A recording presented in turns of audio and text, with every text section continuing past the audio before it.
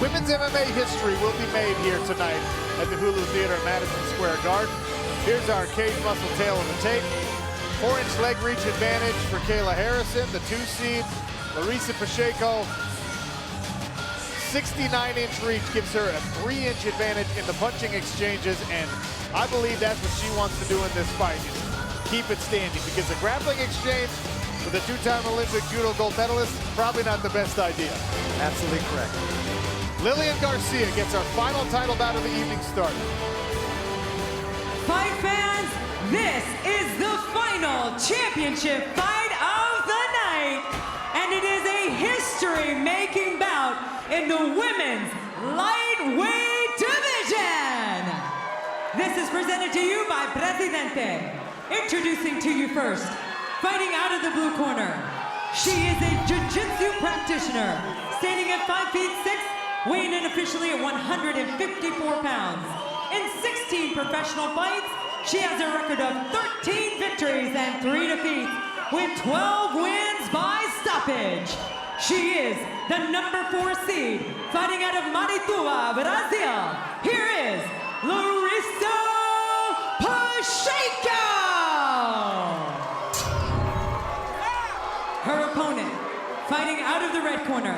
She specializes in judo, standing at 5 feet 8 inches tall, weighing in officially at 155 pounds. She has an undefeated record of 6-0 and is a 2-time Olympic gold medalist. Here is the number 2 seed, fighting out of Middletown, Ohio, Kayla Harrison. Your referee in charge, Mike Beltran. There's Kayla's mom here. Drove out from Ohio to watch her daughter fight for the World Championship in the Professional Fighters League. Mike Beltran will monitor the action in our 6th and final title bout. Women's 155-pound history to be made here. Don't forget, Bad Boys for Life, Will Smith, Martin Lawrence, January 17th in theaters. And our final title bout underway. Kayla Harrison in the red, Larissa Pacheco in the black and gray. USA versus Brazil. Harrison in the southpaw stance. Pacheco tests out a right hand. That was very successful for her against the smaller Sarah Kaufman in her semifinal bout.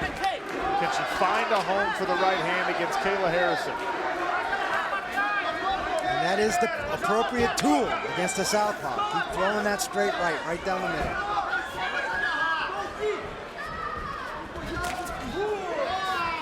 So a clash of the heads there. Maybe a bit of an eye poke there.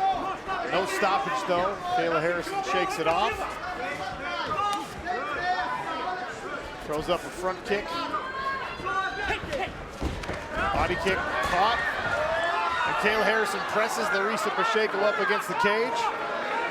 Pacheco initially framing out the head there of Kayla Harrison, but now a body lock for the 2-time Olympic judo gold medalist. He goes to work with some knees to the legs.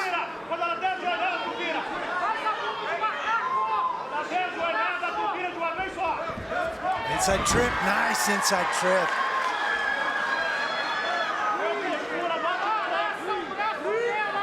Pacheco closes the guard. Content perhaps to just try and control the posture of Kayla Harrison and force a stand-up.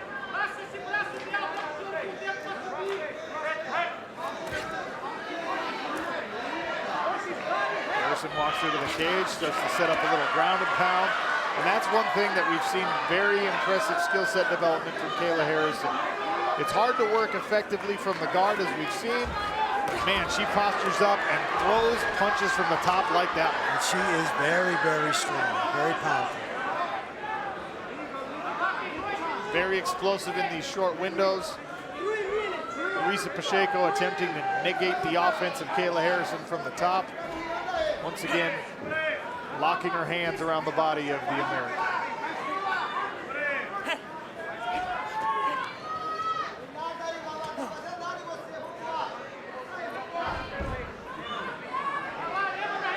Harrison passes all the way to side control. There's Harrison's corner. Take your time. Knee on belly, knee on belly. Yes, yes. Keep touching, keep touching. Yeah. Yes, good. Yeah, good, good. She's good going to the mountain. See Mike Brown and some of the crew there from American Top Team. Kayla Harrison's camp. Knee through. Larissa Pacheco Shoulder pressure. was able to get at least one half guard back. Hammer fist. Pacheco's got that underhook now. She can start circling towards that underhook, trying to find some elevation and get out from underneath Kayla Harrison.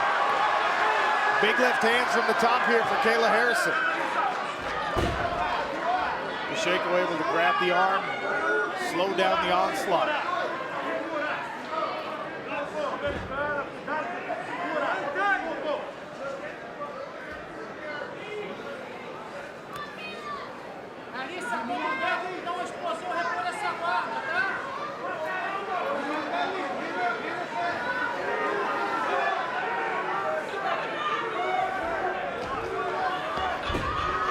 Pacheco attempts to dive in, grab a single leg as a matter of escape. Pacheco goes to corners, almost gives up her back. The fence saved her from giving up her back there. Nice little scramble here by Pacheco. She's trying to work to get out from underneath Kayla Harrison. Her left arm is what stopped her. She needed an underhook on Kayla to maybe sneak underneath and out the back door, but Harrison grabs her own underhook and controls the posture of Larissa Pacheco. 30 seconds coming up on 30 seconds left here in round number one. The first ever women's lightweight title bout. $1 million and a belt on the line as Kayla Harrison passes to mount with 20 seconds remaining. Harrison hips down, low mount, vining in. Now she's climbing to high mount. This is going to get worse and worse for Pacheco. She's got to find a way out. Pacheco hammer fist from the bottom. A little bit of an armbar attempt it looked like by Harrison. Back to her feet as Larissa Pacheco as the round closes out. And right back into the fray. Sean O'Connell, Randy Couture, cage side. Larissa Pacheco in the black and gray. Kayla Harrison undefeated still in the red. Successful first round for Kayla Harrison, Randy. Absolutely. Pacheco landed a couple good shots. Harrison followed through, ran her to the fence, was able to get to the clinch. Inside trip was beautiful, and then very dominant and controlling from the top position. Nice left hand landed there for Larissa Pacheco. Kayla Nice Harrison, double leg. big double leg shot. Drives through and forces Larissa Pacheco to her back once again. Kayla Harrison pressing the Brazilian up against the cage right in front of our broadcast position.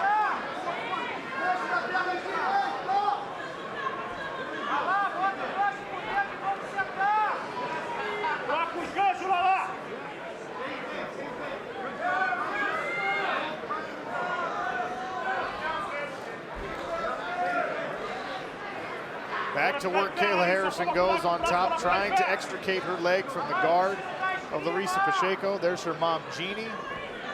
Had a health scare immediately after Thanksgiving.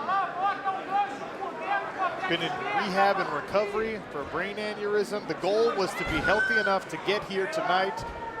And as Kayla told us pre-fight, in their family, a goal set is a goal met. So her mom was able to make it tonight to watch her daughter in the attempt to win a championship, the first ever at women's 155, as Kayla goes to the full mount on Larissa Pacheco with a lot of time left here in round two.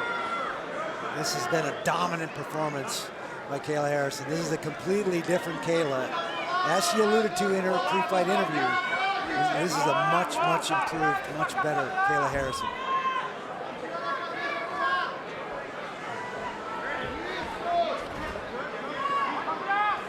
Looking perhaps to set up an armbar attempt here. Tough against the High cage. mount now. Pacheco knows what she wants to do. She's doing her best to counter it. Nice scramble by Pacheco. Back to her feet. Larissa Pacheco not out of trouble all the way yet. Kayla Harrison hanging heavy. Drags Pacheco down to the mat. Goes to the referee's position. Hand control by Kayla Harrison. Keeping Pacheco in this position, not allowing her to get hand control and find a way to her feet. Got one hook in, fence preventing her from securing that other anchor on the other side. Pacheco with some hand control. A wrist ride, far side wrist ride by Kayla Harrison. So far, Kayla Harrison definitively in control of this fight, but this is where Larissa Pacheco's experience in the cage is paying off. You can see even with Kayla riding her, putting the leg in here for a hook. She's going 2-on-1 on the arm, trying to control posture, not panicking, remaining calm under pressure here. Look at our fight tracker here. You can see that 86% of this fight has been taking place right here on the cage, and that's predominantly because of Kayla Harrison. Kayla Harrison now takes the back of Larissa Pacheco. Trouble brewing here for the Brazilian with 90 seconds remaining here in round number 2. A little turnabout is fair play in the first fight. Larissa had Kayla in this position. To the mount goes Kayla Harrison as Larissa Pacheco tries to scramble out. She's able to recover a half guard here. I know our friend Eve Edwards is screaming for underhooks in his hospital bed. With his hoarse voice. You got to get that far side underhook if you're Larissa Pacheco. She has to shoot her right arm through if she wants to control the body and, more importantly, get Kayla Harrison's weight off of her. Once again to the full mount, Kayla Harrison. How about the patience of Kayla Harrison? She's not in a hurry here. She's got great position. She just continues to move, and improve that and find ways to damage and hope to find a way to put Larissa Pacheco out of this fight. And there's some of that heavy ground and pound. It's not necessarily a lot of volume from the top from Kayla Harrison, but she chooses her shots well. She's explosive in these tiny, tiny windows. Little 6, 8, 12-inch punches that pack a lot of heat behind them.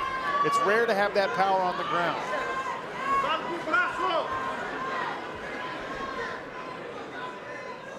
"15 seconds remaining here in round number 2. Larissa Pacheco once again spins around underneath the heavy pressure of Kayla Harrison. More ground and pound. Most of it blocks. Welcome back to 2019 PFL Championships. Our final belt being contested inside the PFL Smart Cage now. Sean O'Connell and Randy Couture here to observe and talk about the first ever women's lightweight championship. Larissa Pacheco representing Brazil in the black and gray. Kayla Harrison, the Olympic judo gold medalist, in the red. Kayla Harrison, Randy, has spent 50 minutes of mixed martial arts time in the cage in her career. 25 of those minutes have now been against Larissa Pacheco. Wow, oh, there's the double again. She threw the right and then followed through right to the legs.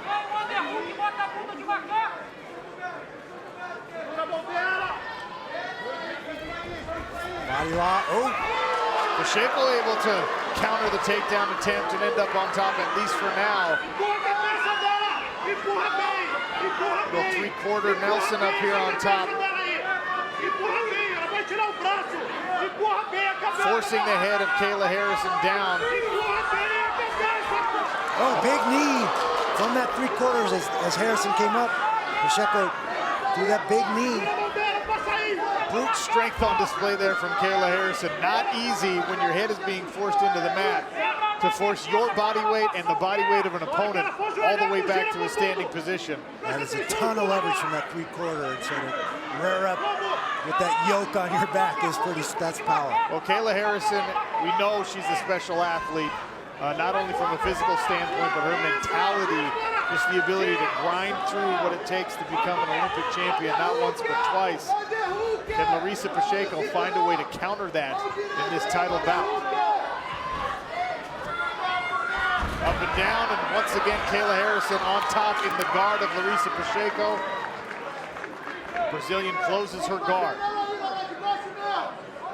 Just over 3 minutes left in round number 3. Possible 5 in this 6th out of 6 championship bouts, PFL 2019 season.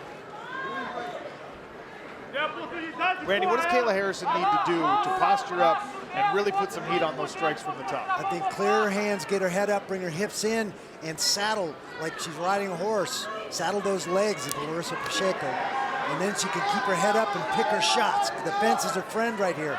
There's no angles for Larissa to escape out of. As long as she keeps her head down there in that nose-to-nose position, it's going to be hard to do a lot of damage. Pacheco trying to climb to a higher guard. There Kayla Harrison goes to that posture you're talking about, gets her feet instead of her knees. There's on the her mat. head. Big left hand comes down, just misses there. Nice avoidance by Larissa Pacheco. Not a lot of room to move underneath. Inside the corner of Larissa Pacheco. Don't let her gain the half guard.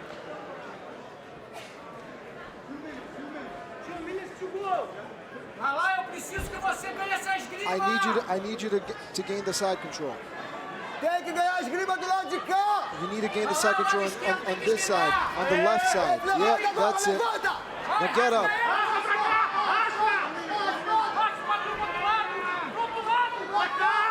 Well, that left arm is the leverage point for Larissa Pacheco, as you heard her corner say. That's the underhook she needs.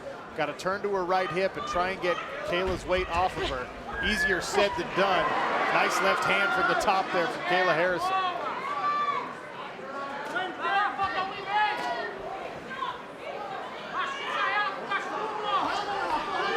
Hammer fist from the bottom there for Larissa Pacheco.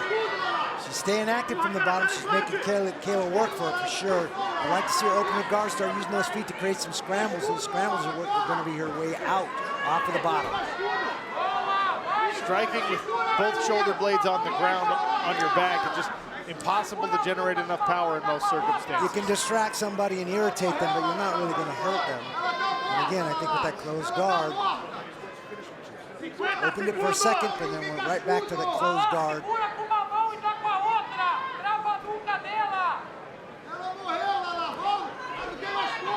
Two more right hands there. Kayla Harrison. 35 seconds and we're going to be in championship territory in this fight. I'm really anxious to see how these two operate in the 4th and the 5th round. Larissa Pacheco calling for Kayla Harrison to come down into her guard. We've seen that movie so far. Yes, we have. I think the up kick was what she was looking for. She wanted to come in and try to catch her coming in. 10 seconds remaining here in round number 3. Larissa Pacheco once again on her back. Round 4 next.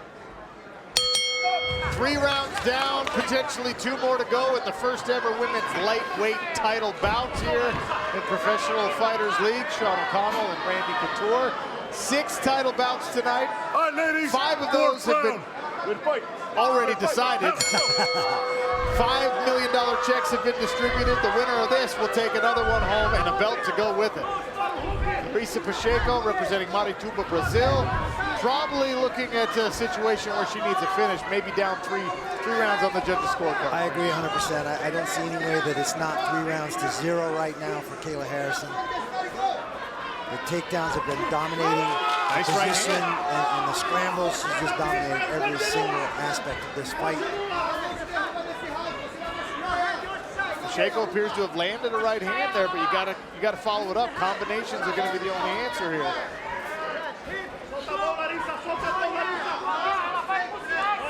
Both of them moving very, very well. Neither one of them seem to be having any trouble with their conditioning or fatigue.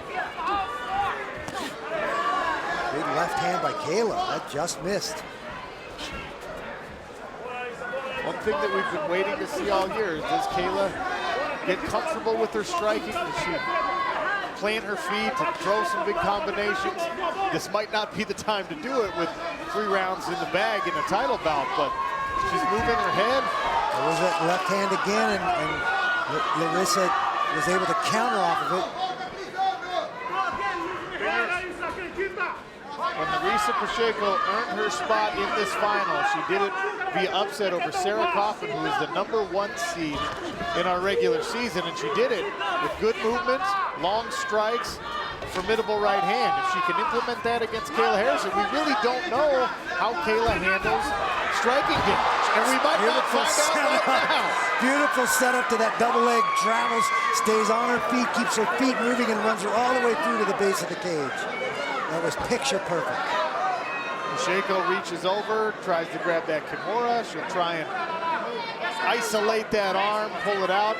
Kayla Harrison defending properly, tucking the arm in, grabbing her inner thigh. Very, very tough submission to secure with someone as physically strong as Kayla Harrison. Back to the grind against the cage we go. Kayla throwing left hands from the top. Kayla with Larissa's back. She has no anchor yet, but she's definitely secured the back position. That fence is working for her. She's keeping that pressure, keeping Pacheco pinned against that fence. And she sucks her back, trying to get an anchor in. There's one anchor. Pacheco's going to turn, keep her from getting that other anchor in on that far hip, that bottom hip.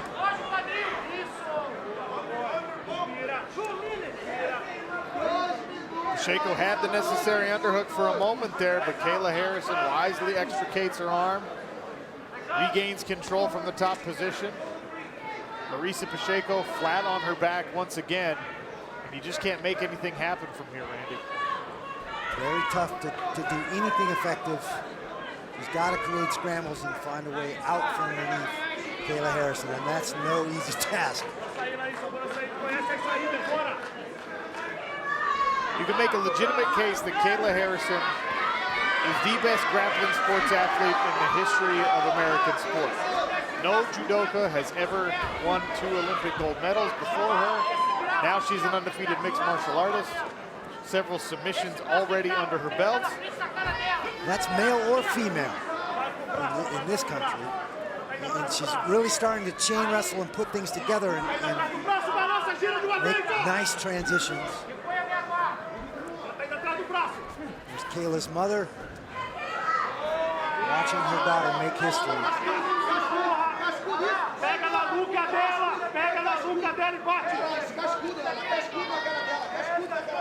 The most impressive thing is how far Kayla's come in just 7 fights. And this is her 7th fight. Yeah. And look at the transition she's making. Look at all the different things that she's learning and adding.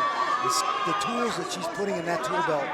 And she's just going to get tougher and tougher and tougher and harder for these girls to deal with.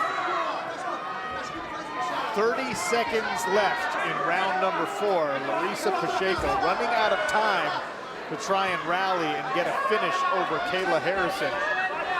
The same, I suppose, could be said of Kayla Harrison. Nice sweep attempt there on that kick from the bottom for Larissa Pacheco. Back to her feet, she scrambled.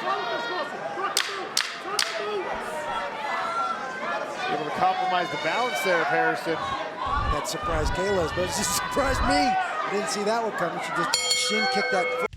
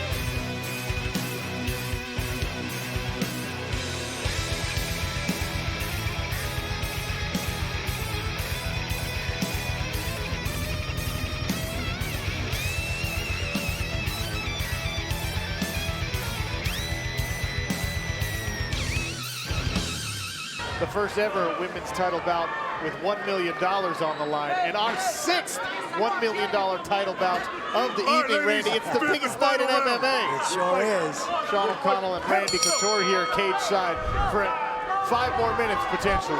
Not even an inkling of weariness or fatigue in Kayla Harrison. But this is showing a little wear from the time she spent on the bottom in 4 rounds of this fight now. You can see the strike disparity there on the bottom. 104 strikes have landed for Kayla Harrison. Only 10 so far for Pacheco. Unable to get offense off because of the excellent wrestling, the timing, the entries of those Kayla Harrison takedowns. There's another one coming too. You can see her setting it up. The head fake is there. She's going to wait for Larissa to extend one of those hands, and she's coming right under it. Mike Brown called for a feint, left hand, and then a shot. So watch for that combination to come out of the corner. One thing we know about Kayla Harrison, she absorbs coaching very well.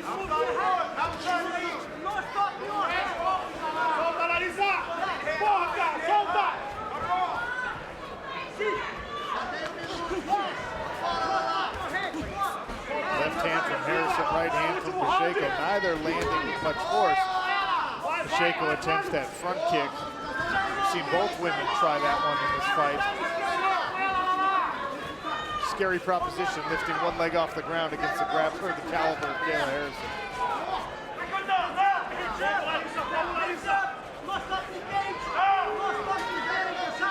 Moves her head, her footwork is great. She's making Larissa Pacheco chase her around a little bit. That's going to lead her right into that double. There it is. Nice change. Nice job by Larissa. Change the angle of her hips. Encouraging to avoid one of those takedown attempts. Oh, good. Can you build momentum? Nice 1-2 there from Larissa Pacheco. Does she get more aggressive in the striking here in the 5th and final round?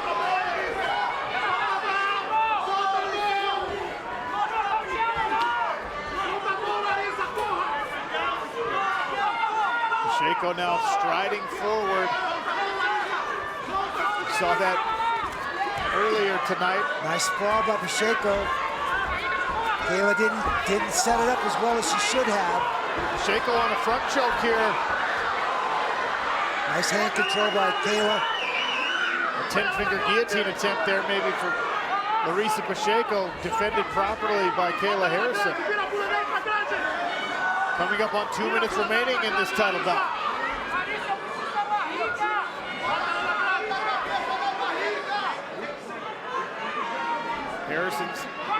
Pacheco still doggedly hanging on the neck of Kayla. There's a cow catcher. She was trying to tip her over and put her on her back. Kayla gets out.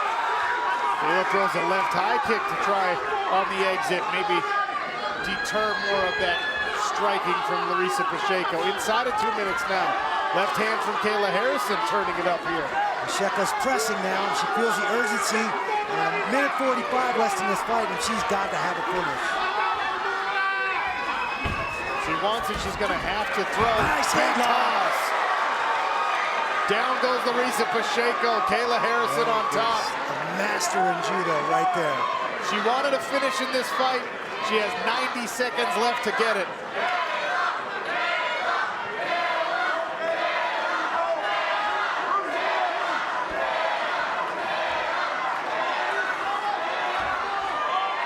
She's fighting a girl that has almost three times as many fights as her, and she's just been methodical and just unwound her and picked her apart in every situation.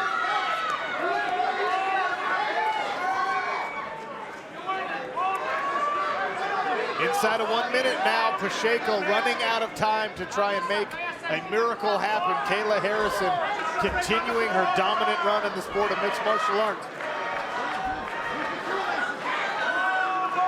Kayla's gonna need to mount. All the way to mount for Kayla Harrison. 40 seconds left. Left hand raining down. Climb up to a high mount now. She's a low mount. She's working her way up to high mount. Look for the isolated arm. You can see it coming. Pacheco knows. She's very, very good at keeping those arms out of the way of those hips. Great job there to defend by Pacheco, but it's been defense the whole fight for Larissa. Nice. There's an anchor. There's rear. She got it back completely now. Oh, she lost her hook. 10 seconds left. There's the clapper. Kayla Harrison looks to improve to 7-0 in mixed martial arts and claim the first ever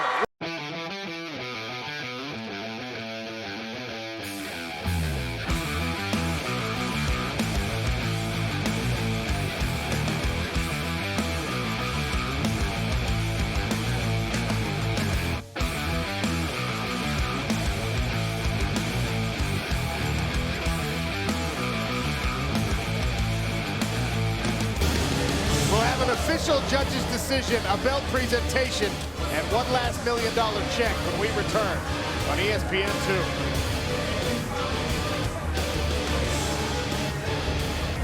6 title bouts in the biggest night in MMA in the books. There's our Cageonomics Final Fight stats for the Women's Lightweight Championship. Impressive performance once again from Kayla Harrison. 107 ground strikes landed, and of course, those 5 takedowns.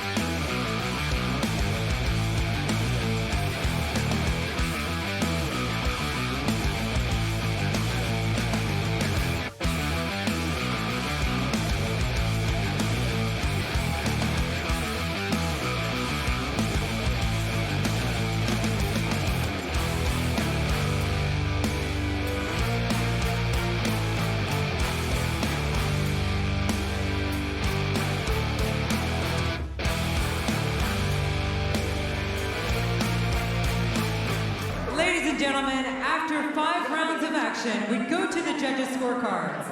And the totals are 50-43, 50-45, and 50-45, all for the winner by unanimous decision. Your newest millionaire and the 2019 PFL Women's Lightweight Division Champion of the world, Kayla Harrison! Ladies and gentlemen, ladies and gentlemen, ladies and gentlemen, the belt presented by heavyweight champion of the world, Mike Tyson.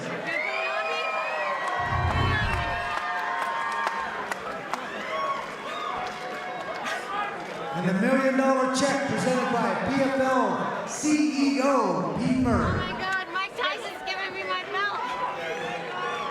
Oh my God. Thanks so much, Pete. Thank you.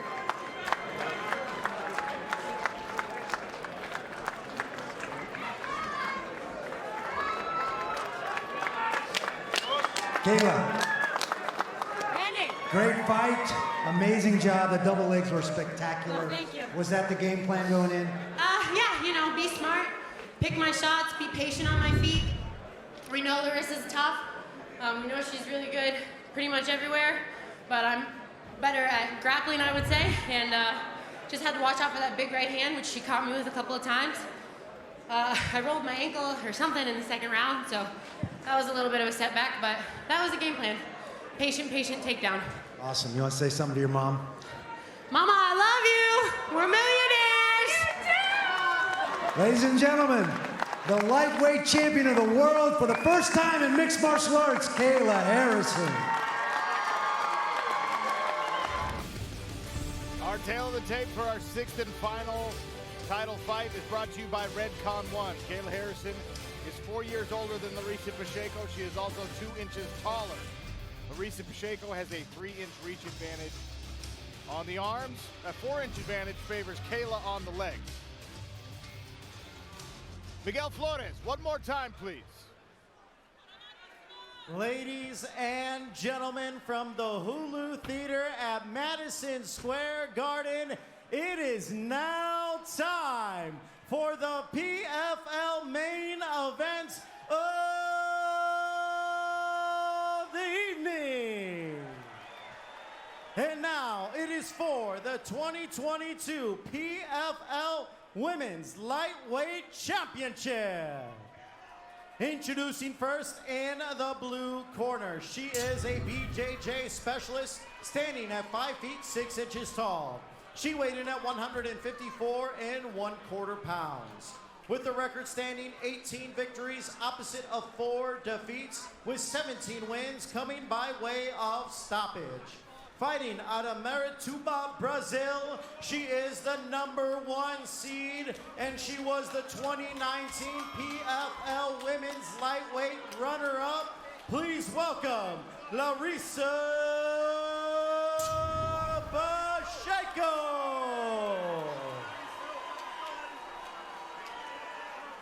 And now, introducing her opponent in the red corner, she is a judo specialist. Standing at 5 feet 8 inches tall, she weighed in at 154 1/2 pounds. Her record stands unbeaten. 15 victories with 12 wins coming by way of stoppage. Fighting out of Middletown, Ohio, she is the #2 seed. She is a 2-time Olympic gold medalist, a 2-time PFL Women's Lightweight Champion.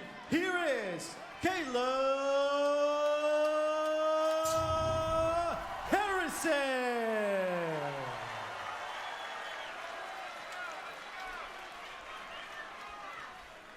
And the referee is Keith Peterson.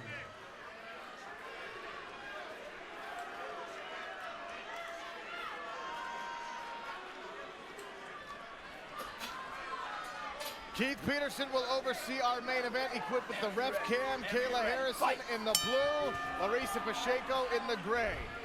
Harrison in her southpaw stance, orthodox for Larissa Pacheco. Pacheco in a very low stance, trying to gauge the distance with that lead hand, staying nice and low, looking to try to set up that right hand.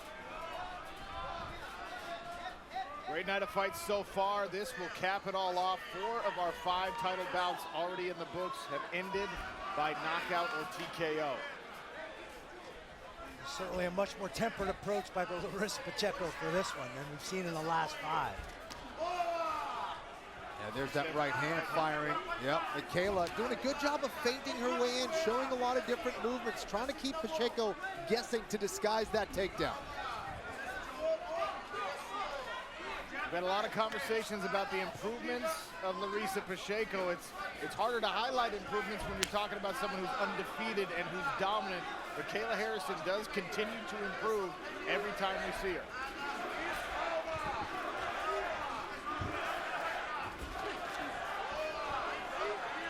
Larissa wears a kick, shrugs up a level change there from Kayla Harrison. Oh, look at that beautiful Osotogari there by Kayla Harrison.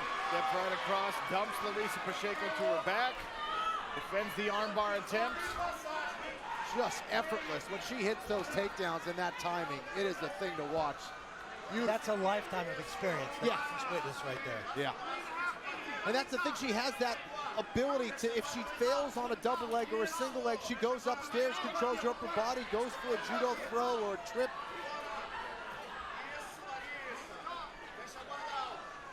I think it's the more traditional wrestling takedowns that we've seen, the biggest improvement in her. Yeah. They are textbook now. Yeah, it's given her yet another option, or several more options for takedowns. Harrison going to work with her left hand. Her ground and pound is always efficient and brutal. Pacheco's got to open her guard. She's got to get her legs back in this fight, create a scramble, try and find a way to get back up. She can't afford to give away a round after round after round on her back. Yeah, Pacheco electing to close the guard and throw some strikes from her back. Now she's gone to butterfly. Now she's trying to get her legs in the fight. She's got to create a scramble.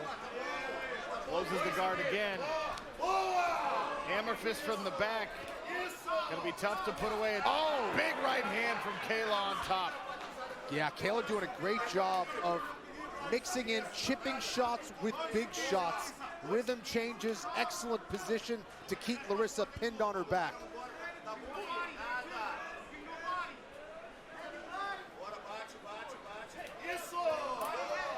Big left again from Kayla. Good hammer fist from the bottom for Larissa.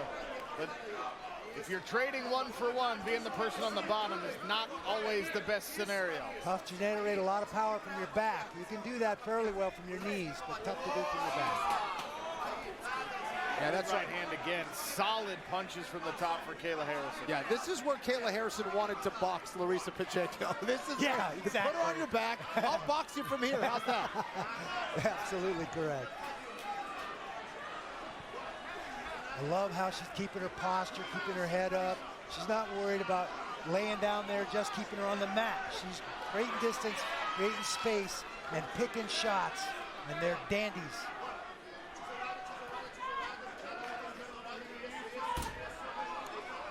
Yeah, and with her head position over the head of Pacheco, she takes away a lot of the submission attempts that Pacheco can attempt. She's going for it, but she's just not going to get the position due to the posture of Harrison right here. Oh. A good guard retention from Pacheco, though. She's doing a good job of utilizing her frames and not allowing Harrison to get around a side control or even half guard.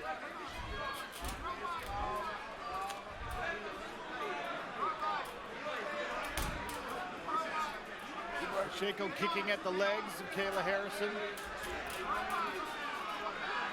Kayla responds in kind and comes down with a big left hand. And another.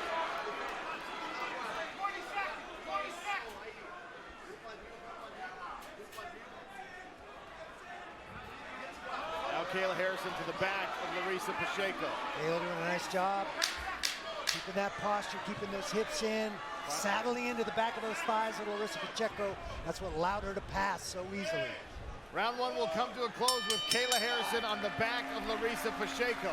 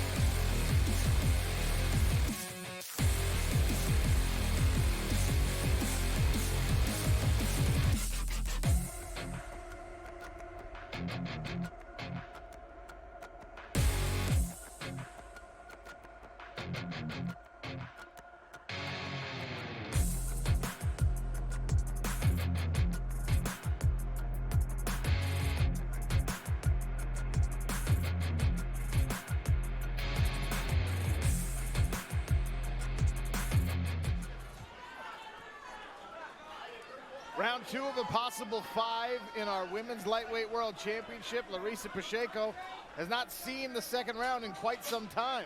Ma'am, are you ready? Ma'am, are you Kayla ready? Harrison Fight. in the blue, Pacheco in the gray. Pacheco in a southpaw stance, kicks the legs out from under Harrison and chases her with a flurry.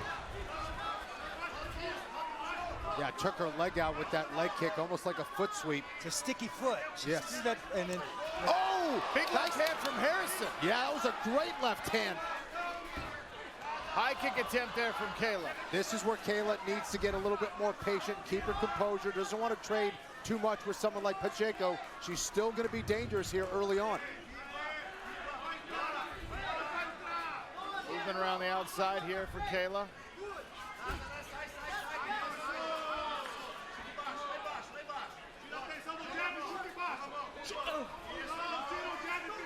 Pacheco tries a low kick. Kayla moves out of the way. High kick attempt again from Kayla Harrison. She's gotten to a point where I think she's confident with that high kick. We see her throw it in almost every fight now. she's probably landing that on some poor soul in the training environment. Nice double, nice level change. Good sprawl by Larissa. Shoves the face of Kayla Harrison away and survives that takedown attempt, at least for now. It's a beautiful thing how she just transitions from upper body to lower leg attacks and back again to upper body. Just seamless. Her mistake in the double was she stopped on her knees. That allowed Larissa to get that, to get that distance. There's a single leg attempt here. Nice, on the pipe, beautiful job. Oh, Pacheco's on the neck. Choke attempt. Oh, get the top and north-south. Kayla Harrison had to roll out of that choke attempt, and now Larissa Pacheco finds herself on top of the two-time champion. Side control here with an arm isolated between her legs. Well, she can't let Kayla get that Single underhook. here. Kayla's got the single now. She's going to circle towards that single, try and drive through the hips of Larissa. Larissa's got the whizzer, pulls her up. Now they're back to their feet. Nice job by Larissa Pacheco attacking the neck. Yeah, absolutely. She almost set up a Darce choke there as well. Great grappling exchanges by both ladies here.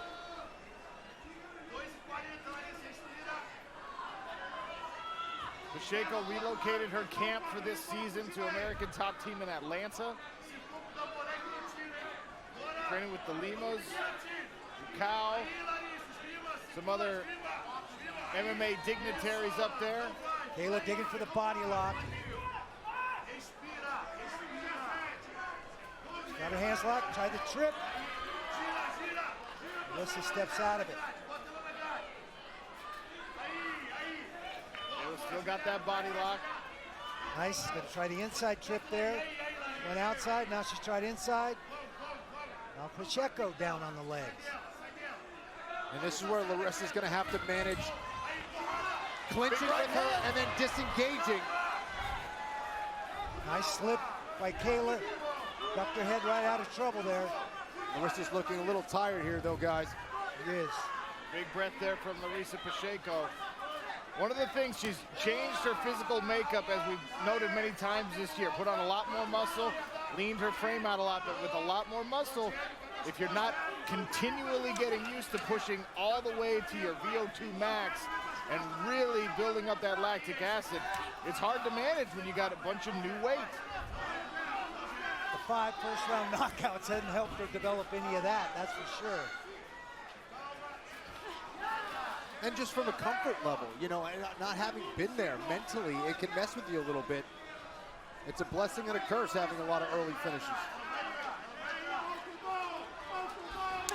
Oh, right hand landed there for Pacheco. She caught Kayla coming in for a kick. Best combination of the fight so far for Pacheco. More right hands, and Kayla looks to be stumbled. She catches a kick. Oh, and throws a left hand back. Pacheco now starting to throw with really bad intentions here. Landed another right hand. She's got Kayla Harrison backing up. Pacheco finding her range. There's the double, nice sprawl. And another second shot effort by Kayla. One headlock now. Oh, Pacheco comes out. wow. Beautiful grappling exchanges there. Little peek out by Pacheco to end up on top. Kayla captures the arm, trying to keep it from coming all the way around and establishing that top position. Very short time here. Kayla's gonna try an armbar late. Pacheco spins out of it. And we will finish at a stalemate with Larissa Pacheco pounding away on the body of Kayla Harrison. Round 2, a very interesting frame.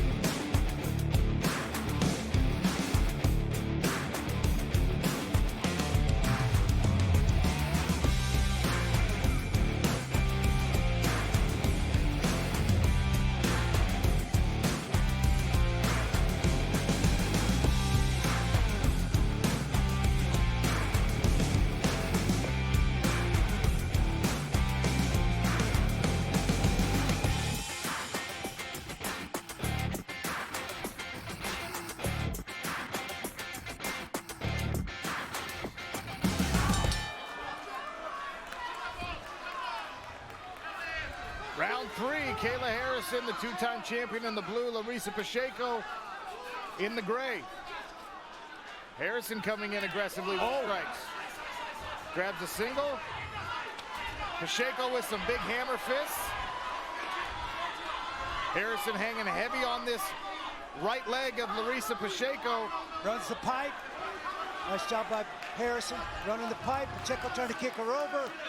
Scrambling, not conceding the position. Absolutely the right attitude. And she's staying busy with those shots. Those are heavy shots from bottom. Pounding away from the bottom. Find a triangle. Throw her leg up for a triangle. Kayla Harrison continuing to wrestle through some big-time impacts from those hammer fists. Kayla trying to push that leg down, step up and over. Larissa Pacheco is onto it. She's shown some excellent guard retention, and she has stayed very busy off of her back, something you don't see against Kayla Harrison. But now 4 minutes left in this round, and Larissa Pacheco's on her back. Kayla Harrison on top. We saw the heavy ground and pound in round number 1. And this may very well. Sorry, Randy, go ahead. Saw Pacheco get her legs into the fight earlier in this. She needs to get her legs back in the fight, create some space, create those scrambles, and find that way to get back up. She's done it twice. Yeah, 100%, because this is only going to make Kayla that much more comfortable and allow her to settle in, pace herself, recompose, and land shots from this top position. And yes, Larissa is scoring from bottom, but again, you have gravity on your side. You have the ability to let your opponent carry your weight, and that takes its toll. But Larissa, wow! Triangle here. She's got step. She's got Lockup does not have the arm across the front for Kayla Harrison yet, but she can still squeeze and finish. She might be switching, transitioning to a shoulder lock from this position. Trying to get that arm across. Now trying to get that arm across. Kayla's got posture now. She can stand straight up, Randy, and keep her head above her hips. She can escape, but those are some strong legs from Larissa Pacheco.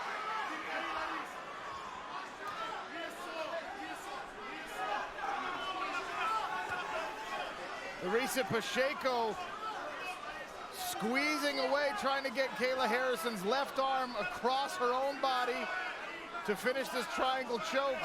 It's getting a little bit tighter here. She's tightening it up for sure. Yeah. Working that arm across. Kayla better start figuring out how to get out here. She's postured again. She's flipped it. She's almost out. She needs to stand up. She needs to go right to her feet and stand Swim in right with up. that other arm. Larissa trying to transition to an arm lock now. Kayla's going to get out of it. Now transition to omoplata. Kayla just circling all the way around, which is the proper escape. And that is a big effort from Larissa Pacheco. How much gas did that take out of the tank? That took a lot. Well, this may very well come down to conditioning here, guys. Kayla Harrison now. facing more adversity than we've seen in 15 pro fights so far, but passing the test. Now in half guard with an underhook. She's trying to advance position. Kayla Harrison looking for mount, trying to slide that knee through. Larissa Pacheco binding in, locked down, full mount now for Kayla Harrison. With almost 90 seconds left in this third round. Will she take the risk and go for the arm bar?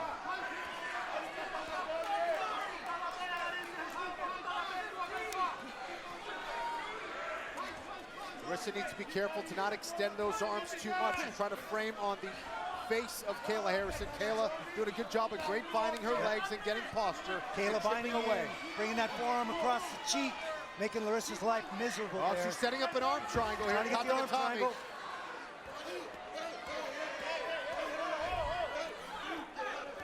Larissa gets her arm back into position. Smart decision there from Larissa.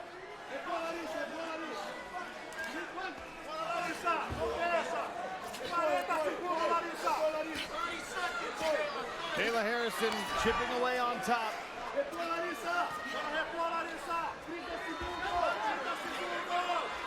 Still in the mount. Raining down shots. Will it be enough? 19 seconds. Larissa punching from mount here. Larissa trying to use the fence. Final 10 seconds in this third round.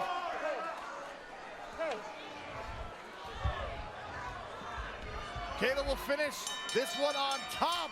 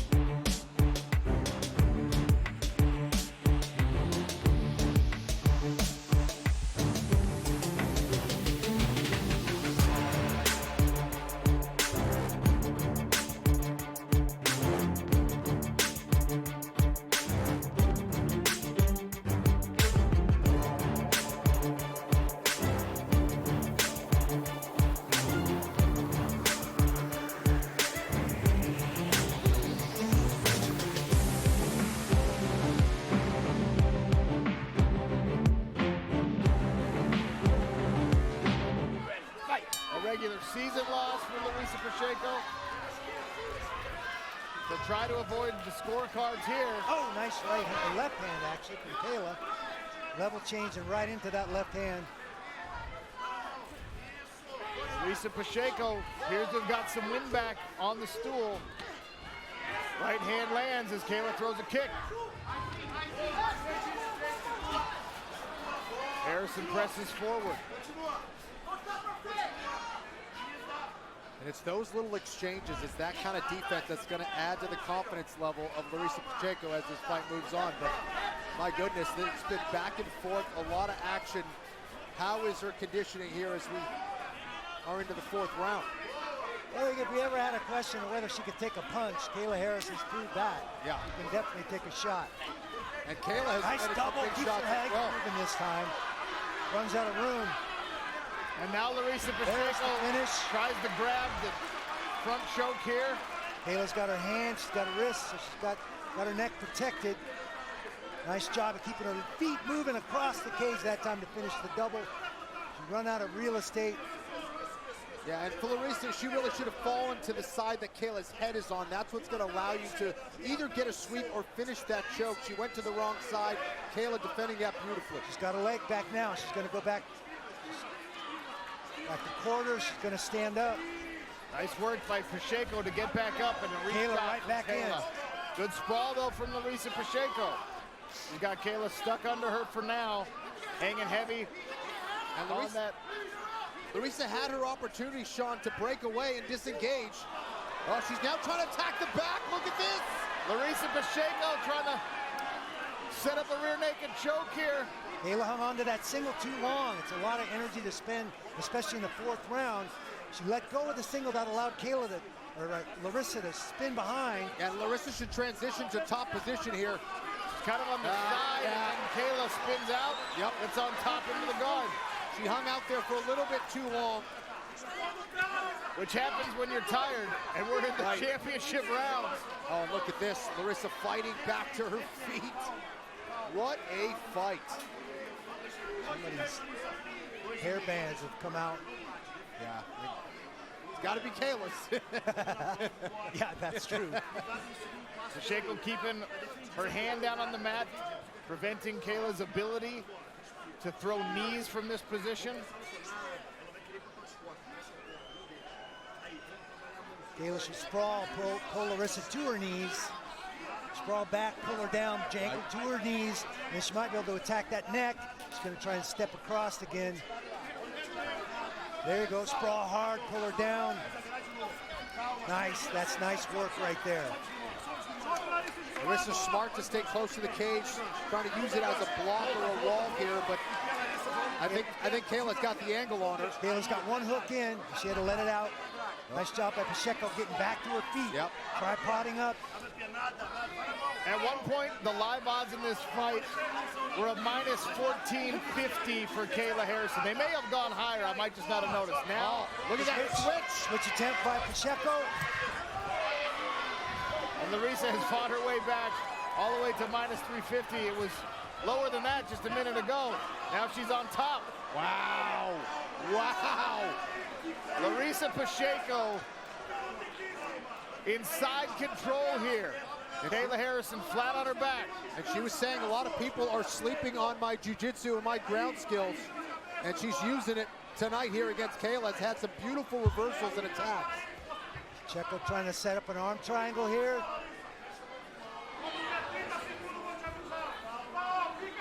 Less than 1 minute in this fourth round. A lot of people wrote off Larissa Pacheco tonight. They said it was going to be a cakewalk for Kayla Harrison. And they have been proven wrong. Take a look at the ghost cam here. Oh, Kayla out the back door, almost. Pacheco going to work on the body, heavy right hands, as she tries to maintain top position for the final 30 seconds of this round. Tell you what, Pacheco's still hitting very hard. There's a big hands on the separation. Pacheco still chasing down the big strike. Nice double leg by Kayla Harrison. Use the forward momentum of Pacheco to get in deep. Can she finish it? A lot of gas been used in this fight into the fourth round. But still fighting hard. Yeah. And we will head to the fifth and final round.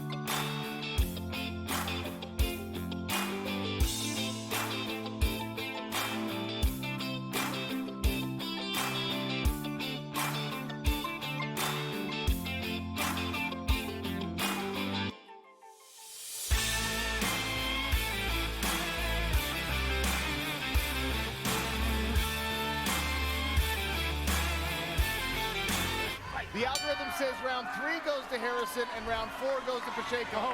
FPR says 2-2, Kenny. Did Pacheco threaten you? I think she came over. I believe she She said something in Portuguese, I want to knock you out. Is that That's fine with me. Just keep fighting the way you've been fighting. This is what we signed up for in the first PFL pay-per-view. Pacheco landed one on the exit there. Tell you what, Pacheco did her homework for this one. And Kayla has shown tremendous toughness and conditioning here. For someone who took a lot of heat for being quote-unquote untested in her career, I think Kayla Harrison can leave that behind after tonight. Larissa Pacheco has given Kayla everything she can handle, and she has answered the call as she enters for another takedown attempt.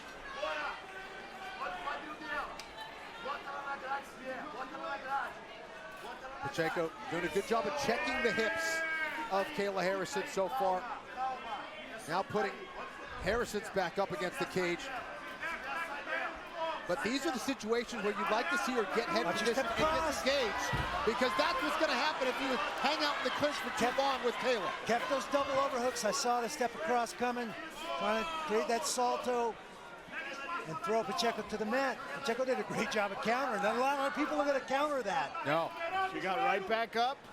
Kayla Harrison still has her hands locked around over-under on Larissa Pacheco's body. Now pressing the Brazilian to the cage. Nice re-pummel by Pacheco. She's landed a couple nice knees up the middle. Nice mixing of her strikes there from Kayla Harrison. Hammer fist from the top here. Larissa Pacheco going to work again. Still a lot of spice on every one of her strikes. Second and third efforts by Kayla to try and finish this takedown. Taking a lot of hammer fists. Head outside single now. Hanging heavy on this attempt, and Larissa Pacheco is making her pay for it. Almost halfway through round number 3. Can Kayla Harrison finish this takedown? Round number 5, buddy. Excuse me, round number 5. Kayla trying to finish this crackdown, but that sprawl is nasty for Pacheco as she tries to take over. It's a lot of gas under somebody holding on to that leg for that long. And this is where you got to wonder, why is Pacheco engaging here? Why isn't she just trying to get back to her feet? Because she's got the far side wrist right. She's got control of the defense, at least half of it from Kayla. And now she's going to work. But this is where we've seen Kayla escape and get on top from this position. And now again, Pacheco too much to the side. Body triangle. Oh, didn't get, Kayla's going to get on top here. Kayla's going to get on top. This is what I'm talking about. Kayla got her hips up before she could lock that in. A bad decision there by Pacheco.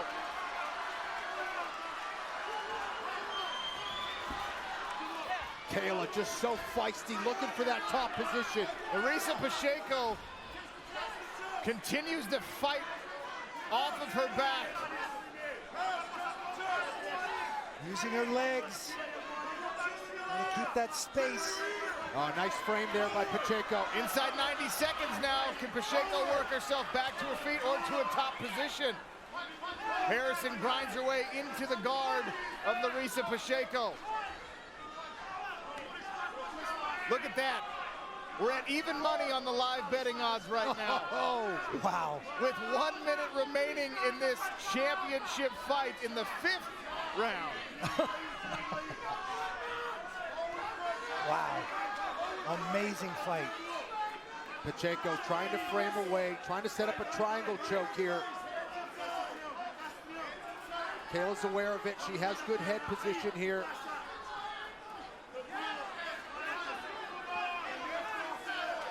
Pacheco taking one last breath before the final 30 seconds. And then she goes to work with the hammer fists again. I tell you what, it's going to be hard to score this fight because Pacheco has been very effective and aggressive off of her back. She sure has. She's landed more off of her back in this round at least than Kayla has from the top, even as Harrison puts one over with the right hand.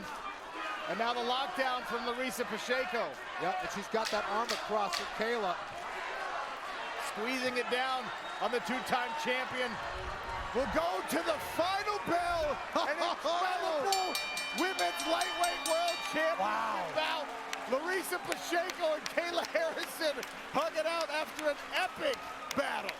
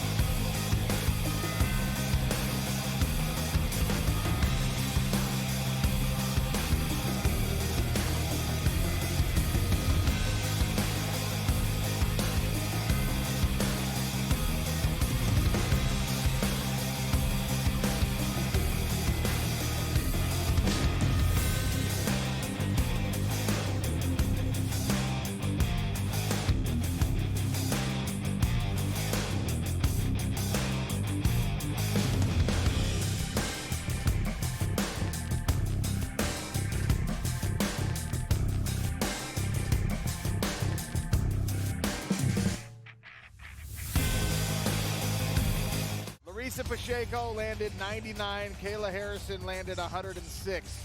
The takedowns favoring Kayla Harrison. Pacheco had several sweeps, several submission attempts, and look at that, fighter performance rating gives rounds 2, 4, and 5 to Larissa Pacheco. We may be on the verge, Kenny Florian, pending the official decision of one of the biggest upsets in mixed martial arts history.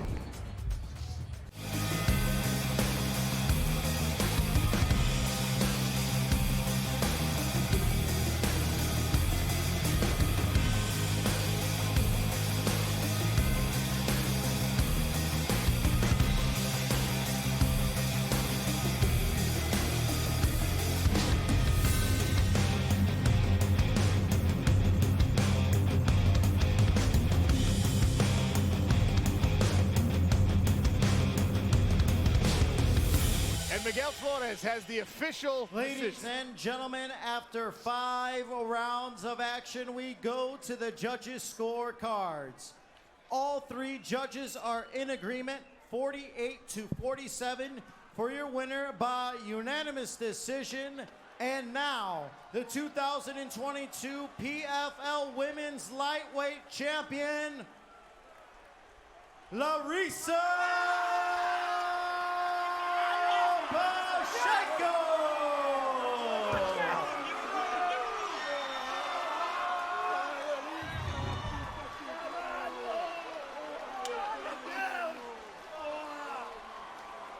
Coming out of it. Larissa Pacheco just pulled off one of the biggest upsets in the history of our sport.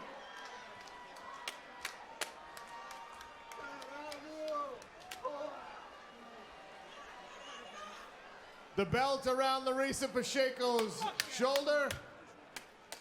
PFL CEO Pete Murray and President of Fighter Operations Ray Sefo, and a $1 million check for Larissa.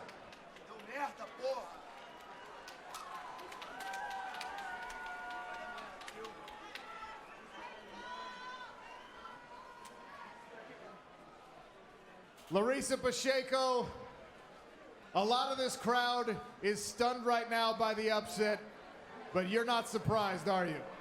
Larissa, muita gente aqui está surpresa, mas eu imagino que você não. Eu sabia que que eu ia lutar hoje essa noite contra todo mundo, mas eu queria dizer muito obrigado, porque assim eu conquisto vocês da melhor maneira, mostrando meu trabalho. I knew today I was fighting not just Kayla, but everyone in here. So I'd like to thank everyone, because in putting this performance, I earned my trust. I earned fans putting in my work.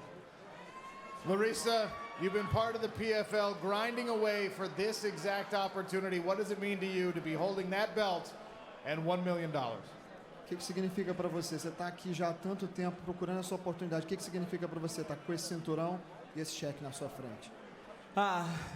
Significa a realização de um sonho, a realização aí de uma carreira que já não é de hoje, né?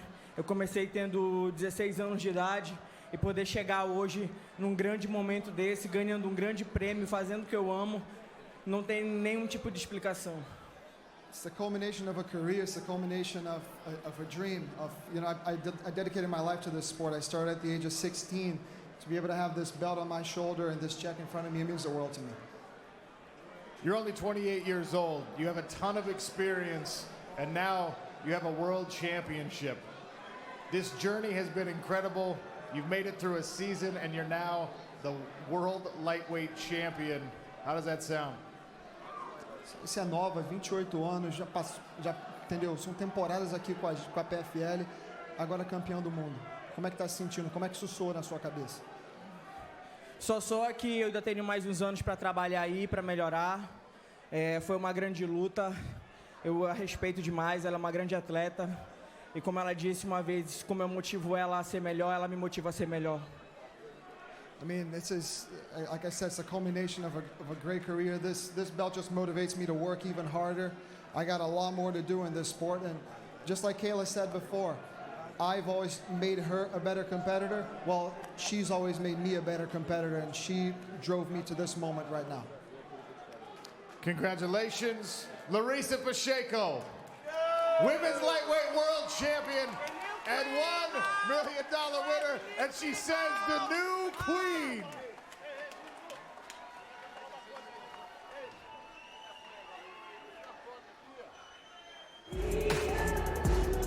Tail the tape for this one, brought to you by Takedown, official apparel partner of the PFL. Cris Cyborg, 39 years of age.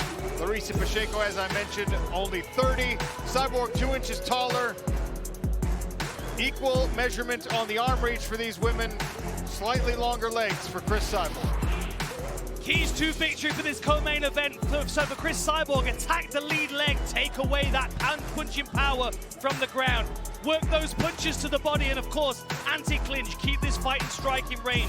For Larissa Pacheco, control the center, punch into takedowns and then take the back. She's got a great rear naked choke. If she can put this fight on the ground, that might be her best chance of victory.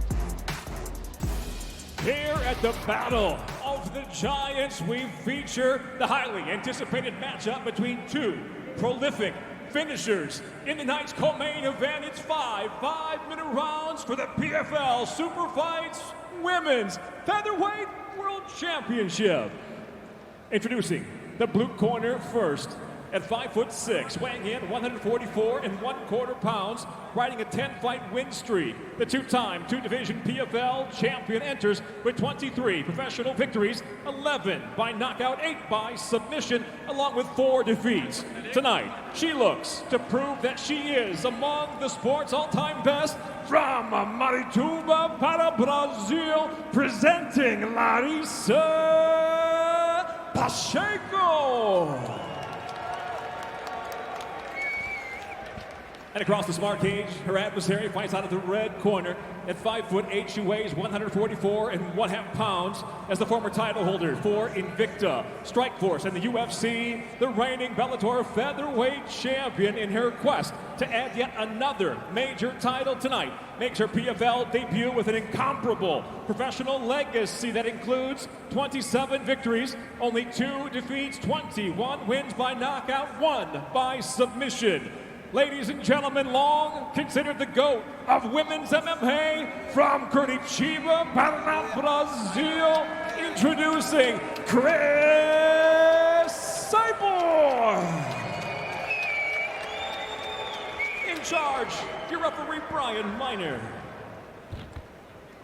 Brian Miner is equipped with ref cam. He could take us inside the smart cage. Larissa Pacheco in the black and white. Cris Cyborg. You ready? In the black and gold. Touch of the gloves, and we are underway in our co-main event. Oh man, straight away both What a of them. clash. Jousting, jousting jab. Almost had a double knockout with the first punch. I like this aggression from Larissa Pacheco. Look how serious she looks. Man, I've never seen her as focused and as terrifying looking as this. Oh, Cyborg looking for the takedown. Body lock from Cyborg. Pushes Larissa Pacheco into the smart cage right in front of our broadcast position. Starts to work the legs with some knees. One of Pacheco's, there she got it out. She had an arm trapped in Cyborg's shirt. Left arm, and she finally got, oh. Somebody's bleeding. Already blood leaking from, I think, the ear of Larissa Pacheco, maybe a burst cauliflower. I don't know, it might be. Oh, beautiful double. What a level change. That level change was amazing. Oh, we got a Von Flue choke here. We got a Von Flue choke here. Is Cyborg going to finish with a Von Flue choke? That would be wild. You can see that shoulder pressure. She's got her arm caught. She's got her left hand caught under the shoulder of Cyborg. And with that glove on, it makes it so much more difficult to remove. And now Cyborg locking the hands.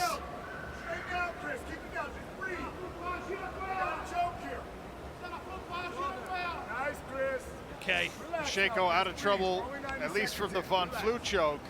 What a takedown from Cris Cyborg. That was effortless. Beautiful, beautiful level change finish to that flaring double.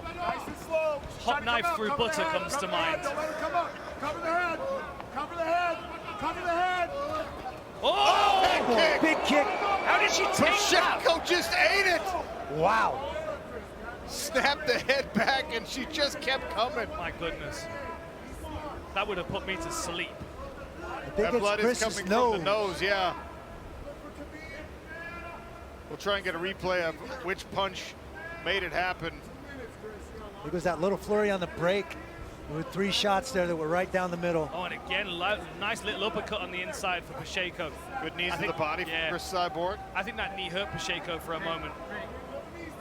She's bringing her other leg up to defend, so Cyborg can't throw the same knee again. Lovely elbow on the inside as well. Good head position for Cyborg. Nice elbow as well. And now a cut and swelling around the left eye of Cris Cyborg. Oh, yeah. And Larissa Pacheco still breathing through a nose, closed mouth. Measured and controlled in her breathing. Oh, nasty left hand snuck over the top for Cyborg. Look at that cut. Yeah, that's a good cut as well. It is beneath the eyebrow, so something, if we get to the break, they will take a close look at. And one thing about Larissa Pacheco, she will literally and figuratively smell blood in the water. Oh, here's a guillotine! Another beautiful takedown, but she put herself right in harm's way. That is tight. I think Larissa's realizing she might not have it. She drops her leg down there. I can see some space creeping out. Man, Cyborg gonna get out of this. Cyborg's got to find a hand and try and break that grip. Pacheco's just holding at the moment and waiting for the opportunity to start this scramble. She'll want to re-grip if she is actually looking for the choke, but I think you're right, Dan. I think she's just using this as a control position for now, not trying to gas her arms and back muscle out. It wouldn't surprise me if she tries to get Cyborg to bridge over to escape it and then follows her to top position. Yep, exactly. Follow her with her hips, end up on top potentially. You move that right shin into a butterfly and push her hips over the top. That's a lot of blood on the canvas as well. Tell you what, this is a real threat, and now the head is out for Cris Cyborg. Inside of 1 minute left in the first round of this co-main event. Blood already painting the canvas, and look at the flurry from the top position. for Cris Cyborg.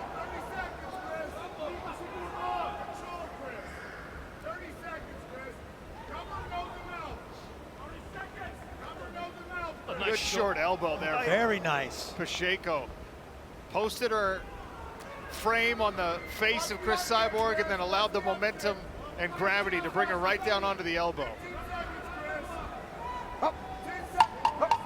Final 10 seconds of round one.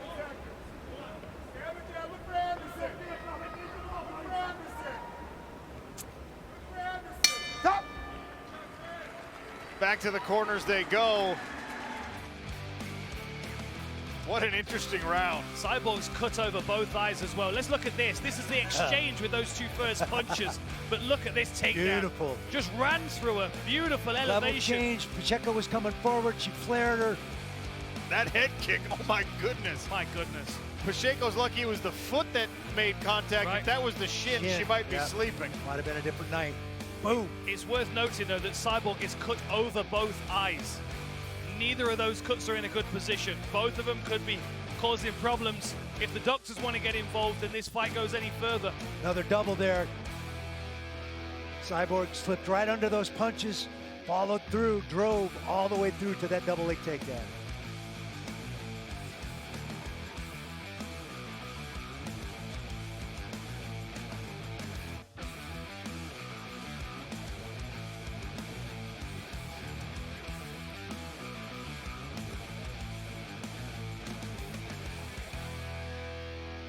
Oh, that's a really good cut as well over one eye in particular. Yeah, that right eye's, that's a dandy.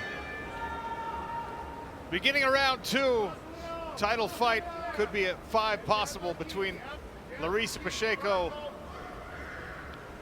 in the black and white and Cris Cyborg in the gold and black. It might be possible that I'm more scared of Larissa Pacheco than either of the guys in the main event at this point. You just never see someone just bite down on their mouth guard and walk towards Cyborg like she is doing. And that's making those takedowns that much more effective. She's slipping under those combinations and getting in deep on those doubles. I wonder if she even expected Cyborg to bring that element of her game to this fight, though. I'll bet she didn't. Right? Swing and a miss for Cris Cyborg, as we are joined by global superstar and proud PFL partner Jake Paul on the broadcast. Jake, welcome. First round, these ladies are going at it. It's living up to all the hype, and I'm excited for this next main event with Ngannou. Pacheco's looking nice. Cyborg's got to watch out for those guillotines on the takedown, though. A lot of damage on the face of Cris Cyborg, but who won round one? She landed that big head kick. She had the big takedown. How'd you score the first frame, Jake? Yeah, I had the first round going to Cyborg, but Pacheco's impressive with her chin. She just ate that leg kick, and Cyborg had that really clean, explosive takedown. Ooh, leg kick. Ooh, that was clean. That hurt. Took the balance out from underneath Larissa Pacheco. Thank you, Jake Paul, watching closely. Pacheco's starting to find her range, though. Yeah, and she's already put such good money in the bank with that damage on her face as well. She can almost take her time a little bit and allow those cuts to bleed. The veteran savvy here from Cris Cyborg, closing the distance, taking the weapons away from Larissa Pacheco with this pressure. Oh, that was a good back fist. Beautiful back fist. The right hand followed with a right back fist. Andrei Arlovsky style, throws the right hand, then comes straight back with the same hand. Now Pacheco on the pursuit again. Putting her chin on display in this fight so far is Larissa. Oh, now Cyborg starting to wipe at that blood as well. Another beautiful takedown, though. Pacheco's got to start aiming for Cyborg's chest and stop trying to hit her in the head. Cyborg will change levels and run right into those fists. That's tremendous shoulder pressure from Cris Cyborg, top position. See how it's really breaking the posture. It's forcing Pacheco to try and pull the shoulder out of the way. You can tell that must be uncomfortable for her because she's having to address it. Just driving it into her neck. Little smile from the bottom from Larissa Pacheco, who now builds that frame on the neck. More blood pouring from the right eyebrow of Cris Cyborg. Pacheco trying to pull on the face of Cyborg, trying to get her to move. Trying to find a way to get a frame in there to create a little space. I think she's going to have to use that lockdown to create some space, Randy. I think she's going to have to utilize the lower body because the upper body looks so clamped tight to her.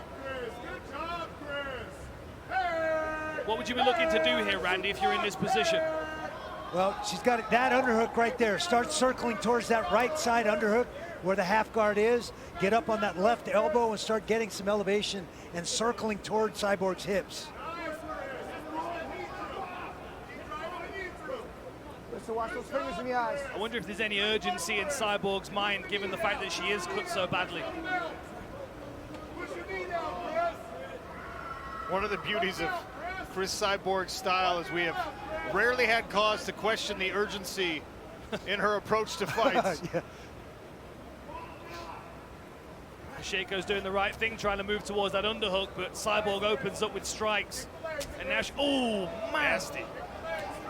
Nice attack from the bottom there for Larissa Pacheco, attacking that left knee of Cris Cyborg to offer some punishment back. Yeah, they were two good strikes to the knee as well from Larissa Pacheco, both hyperextended.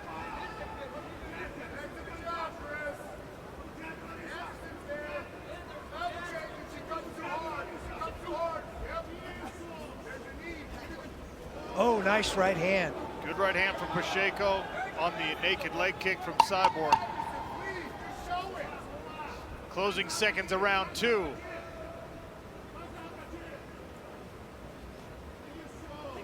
Stop! Stop! Back to the stools they go. Corner man's gonna have some work on those cuts again.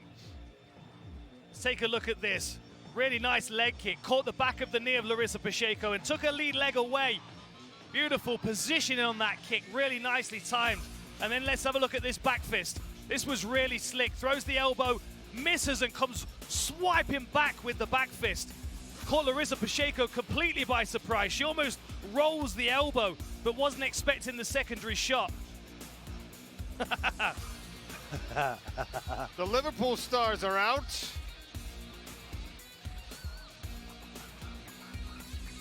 Well, this is an interesting scenario, Randy, because you can make an argument that Cyborg's up 2 rounds to none, but she's the one showing all the damage on the face, which does make a judge's job a little bit more difficult. And of course, opens up opportunities for Larissa Pacheco to further do damage. Well, we saw in that second round, Cyborg backed up. We never see Cyborg back up, and that allowed Larissa to press the action. But her forward momentum and her hard, heavy punches are allowing Cyborg to get under and make those double leg takedowns that much more effective. Third round of a possible 5 here between Cris Cyborg and Larissa Pacheco in our co-main event. An exchange of leg kicks to open this third frame. Sean O'Connell, Dan Hardy, Randy Couture here beside the PFL Smart Cage. Brett Okamoto also in the building, reporting from the locker rooms and the corners. Another difficult round to score that last one. You kind of got to give Cyborg a lot of the control and strikes, even though, oh man, even though she's the one wearing the more damage on her face.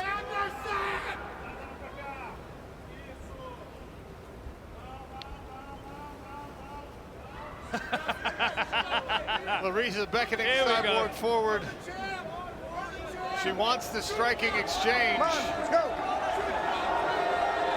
This is interesting that Cyborg's hanging back here against some Holloway-esque points to the center of the canvas, and Cyborg's not engaging. Is that maturity? Is that wisdom? Not playing into the games of her opponent, perhaps? I think she's fighting smart. Right. Why get drawn into that kind of a battle, especially when you've already got 2 pretty serious cuts? Oh, she went to block that kick. That was a good feint by Pacheco.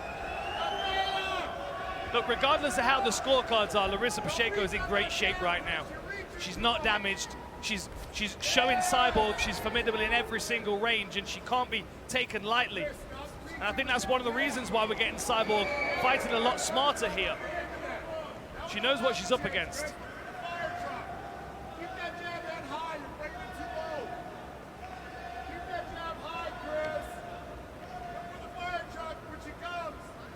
Look for the fire truck when she comes.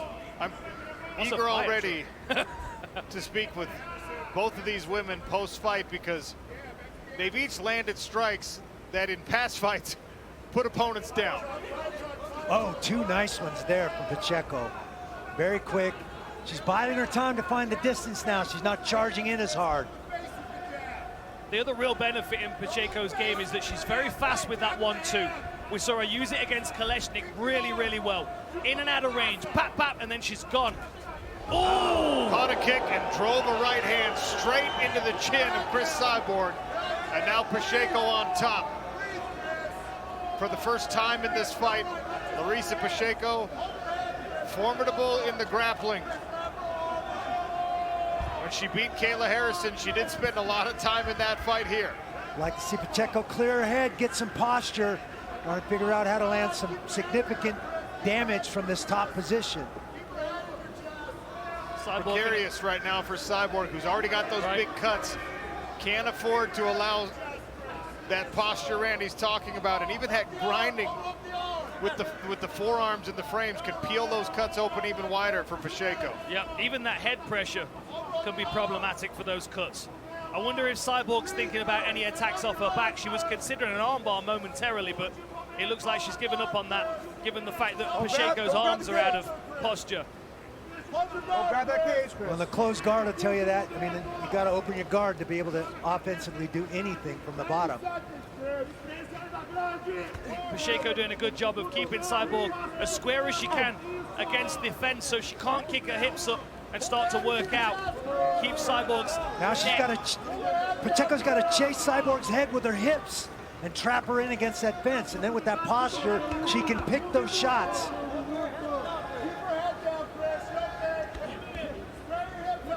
Best round yet for Larissa Pacheco.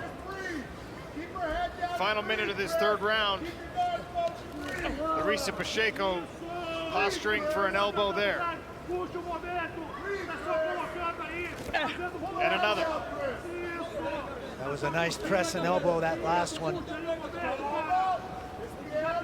35 seconds.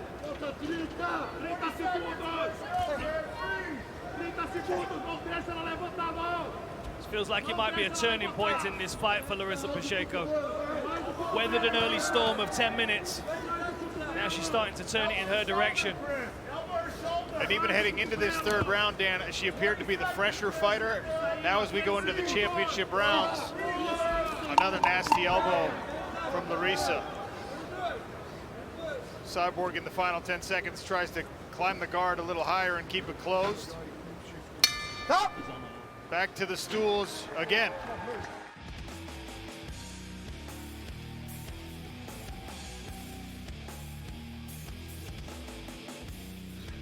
I like this. And look at Larissa Pacheco. Beckoning Cris Cyborg forward, who would not oblige. Caught that leg kick, and the right hand drives almost through the throat of Cyborg. Yeah. If it was slightly higher, she might have caught her on the chin and really hurt her. I think it was actually fortunate for Cyborg that the punch was a little bit too low. Very fast 1-2 by Pacheco there as well. There it is. It just kind of glances off the chest and hits the neck. I think we're going to see a doctor come in a moment.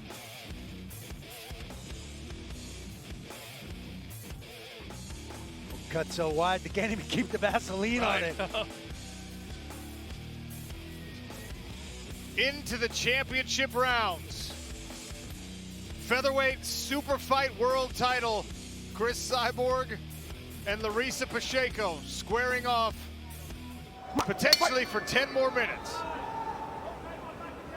Now, what I will say is that is a bad cut, but there's not a lot of blood coming from it, right? Yeah. We've seen really small cuts on people's foreheads that create a lot of blood, but there's not a great deal of blood coming from this, and I think that's buying Cyborg some time.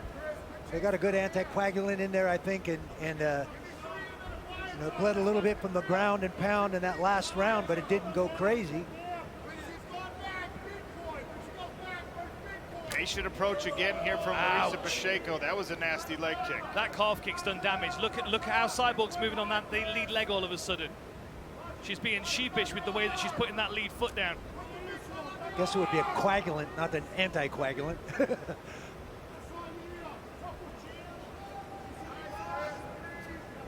I've got to think that Larissa Pacheco's feeling enthused by the way that this fight is going. Like, she walked back to her corner with a smile on her face, and she missed the knee and ate a combination for her efforts. Deep breath, almost to chastise herself for getting reckless. She seems comfortable taking the punches from Cyborg, though. I wonder if she was, she was wondering how the punches of Cyborg were going to feel before that first round, and now she's taken a couple. She's like, okay, all right, I can walk through some of these. Well, I think after she walked through that head kick early in this fight, she probably realized her chin was going to hold up. 90 seconds gone in the 4th round.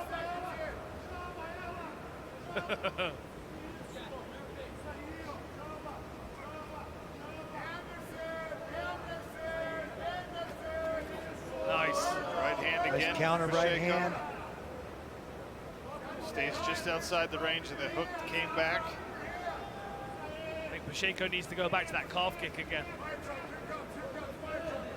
Co-main event here in front of you on DAZN and ESPN Plus pay-per-view. Up next, the return of Francis Ngannou as he takes on Renan Ferreira. Ooh, another nasty clash. This time Pacheco has to retreat slightly. Beautiful right hand again. Yeah, lovely kick counter there. Cyborg throws the right leg up. Pacheco blocks it. Before the leg's down on the floor, she hits her right down the center line. Beautiful counter.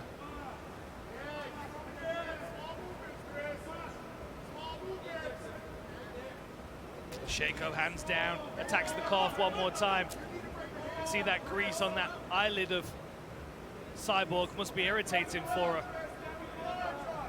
Hanging down almost into the field of vision, it would look Yeah, like. that would be annoying as heck.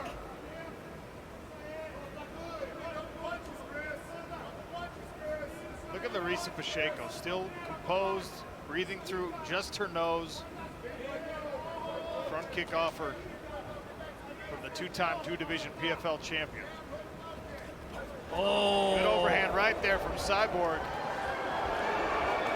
That was a solid right hand. Pacheco squints, but she looks okay. Maybe just caught her in the eye a little bit.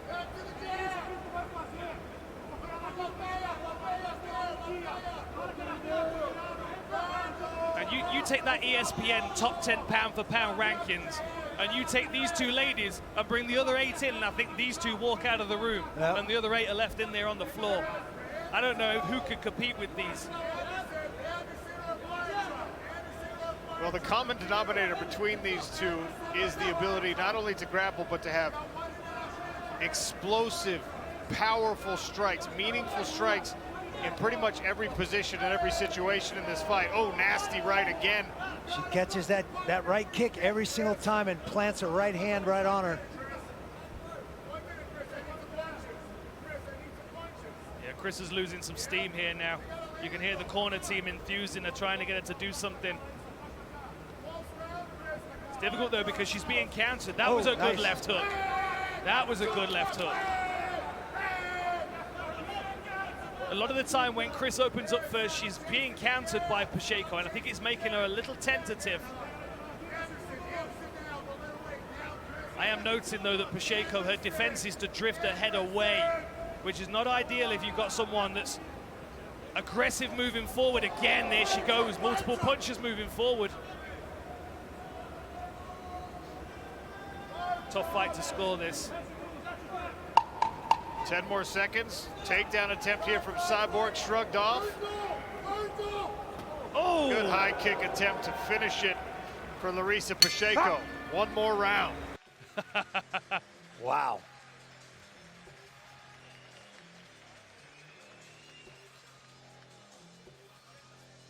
Bang, there's the overhand. Catches Larissa Pacheco on the chin, actually. I thought it caught her in the eye, but it didn't. Catches her on the tip of the chin. You can see just for a moment her eyes spinning in her head like a fruit machine. And then Cyborg comes crashing forward to try and land a couple more punches.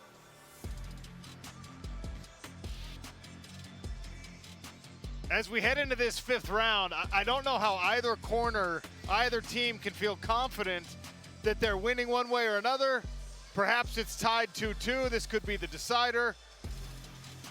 I thought Randy was calling for peace, but I think he's saying he might think it's 2-2. I think it's 2-2, honestly. Yeah, I think you might be right, Randy. Randy Couture never calls for peace. That fourth round was much, much closer. Cyborg got into it. She scored some nice things, but I think Pacheco still eked it out. I have it tied 2-2. The other thing you have to take into account potentially are the optics for the judges. Who's wearing the most damage, right? Yeah. Even though it's not a judging criteria, often fatigue gets weighed in as well. Yeah. If you look like you're more tired, the judges will sometimes penalize you for that. I thought Cris had a second win in that fourth round. She pressed a little harder. Stiff jab to start round 5 from Cris Cyborg. Last round of our co-main event. Up next, Francis Ngannou, Renan Ferreira to cap off the night here in Riyadh, Saudi Arabia. That was another lovely low kick from Larissa Pacheco. As Cyborg stepped forward with that lead leg, Pacheco jammed that kick into the calf, into the outside of the knee. Man, I'd love to be able to get inside the fighters' heads and try and figure out how they're feeling about the fight. It's so difficult when the fight's going on to judge what's going on, especially over a 5-rounder. You know, you can lose track of what happens in what rounds and every stuff. time. Oh, look at that. I kept belaboring the point that there's so many stylistic similarities, and they just threw the exact same punch.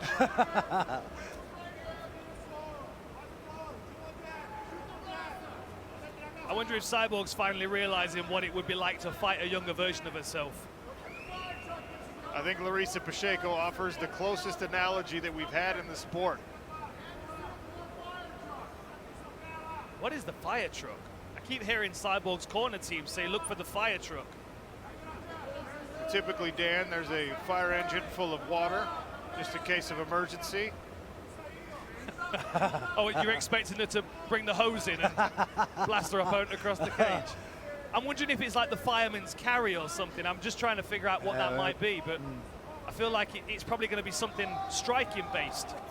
Coded coaching is always really interesting to try and pick up.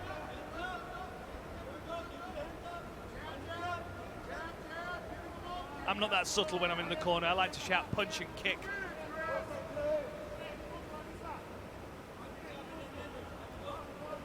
Man, maybe fire truck is just that power double. Just drive through. Yeah, that could be it. Oh, good combination nice right again. hand. Wow. But look, Cyborg comes roaring back. And now Larissa Pacheco is she hurt here? Face down and eating some punches. Watch the back of the head, Cris. Watch the back of the head. That was a little burst. Cyborg takes a deep breath as they get back to their feet. Pacheco's back on the front foot, holding the center. Looks like maybe some swelling starting to develop on the left eye of Larissa Pacheco. There's the same counter that Pacheco just used on Cyborg. Cyborg's just done the same thing back.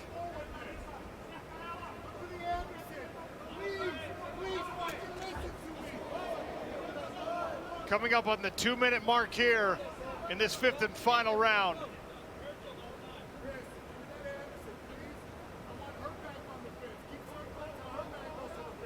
Sounds like the Cyborg corner team are noticing that this center control for Pacheco is probably not a good look for the judges as well. Cage control is a scoring criteria. All other things being equal, it's low on the list, but when it's a close fight, that can be a difference. Was another right hand over the top there for Larissa Pacheco. Pretty strategic approach here in the 3rd round for both of these fighters as we're past the final 90 seconds. Oh! Maybe that's the fire truck. Big overhand right. Yeah, maybe they just call her right hand the fire truck. Just throw the fire truck at her, Cris.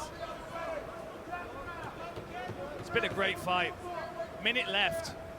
I have no idea how I would be scoring this. I'm glad I'm not a judge. And again with the right hand over the top. And a jab to follow. Yeah, that was a lovely jab.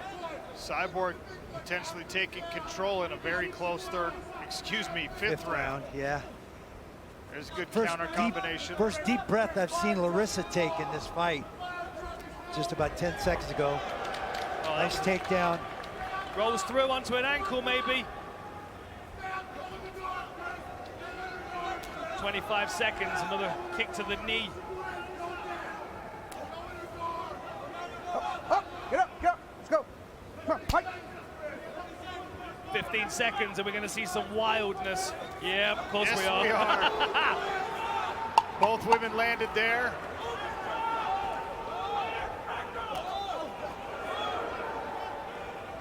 They'll swing away to the final bell here. What a fight. Man, what a fight. In our co-main event here in Riyadh, Saudi Arabia. We'll go to the judges' scorecards. Does Cris Cyborg earn gold in a 5th mixed martial arts organization, or does Larissa Pacheco earn her 3rd PFL title? Man, I'm fascinated to find out how the judges have this. Yeah. I feel like Cyborg started really well, even though she picked up damage, and then Pacheco started to come on in that 3rd and 4th round. Few good overhands landed though by Cyborg in those last couple of rounds as well. Forced Larissa Pacheco onto the back foot, and let's have a look at this, the final takedown. There's the fire truck. Drives her, catches that far arm as well, I like that. And Larissa Pacheco rolls through, tries to get that ankle, and here's the last few seconds.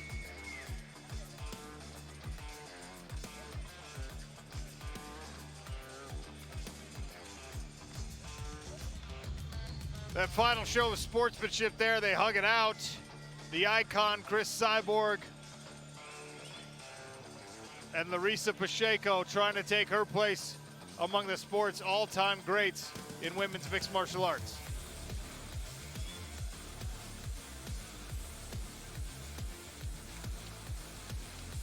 Here's your Element post-fight stats. I mean, just the narrowest of margins in the striking. The takedown advantage does go to Cyborg here.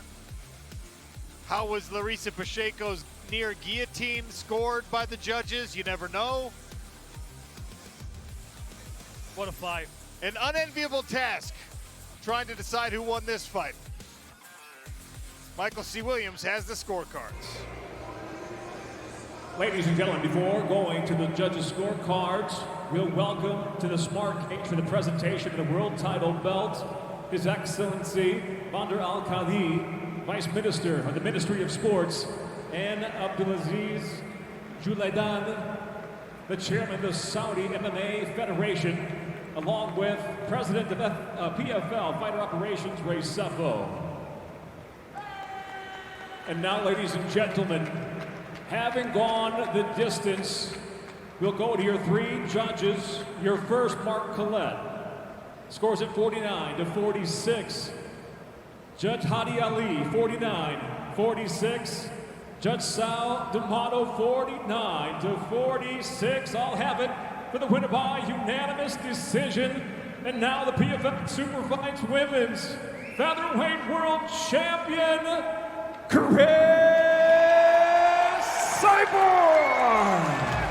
The legend adds to her legacy. Cris Cyborg collects her 5th major promotion belt in mixed martial arts.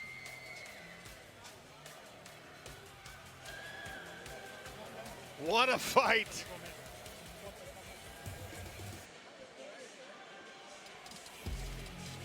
Brett Okamoto inside the smart cage.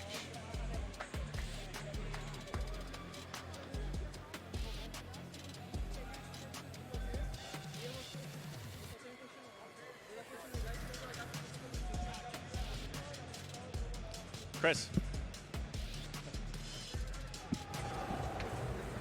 I am here with the winner, Cris, and just a phenomenal fight. What was the exchange there, right there, between you and Larissa?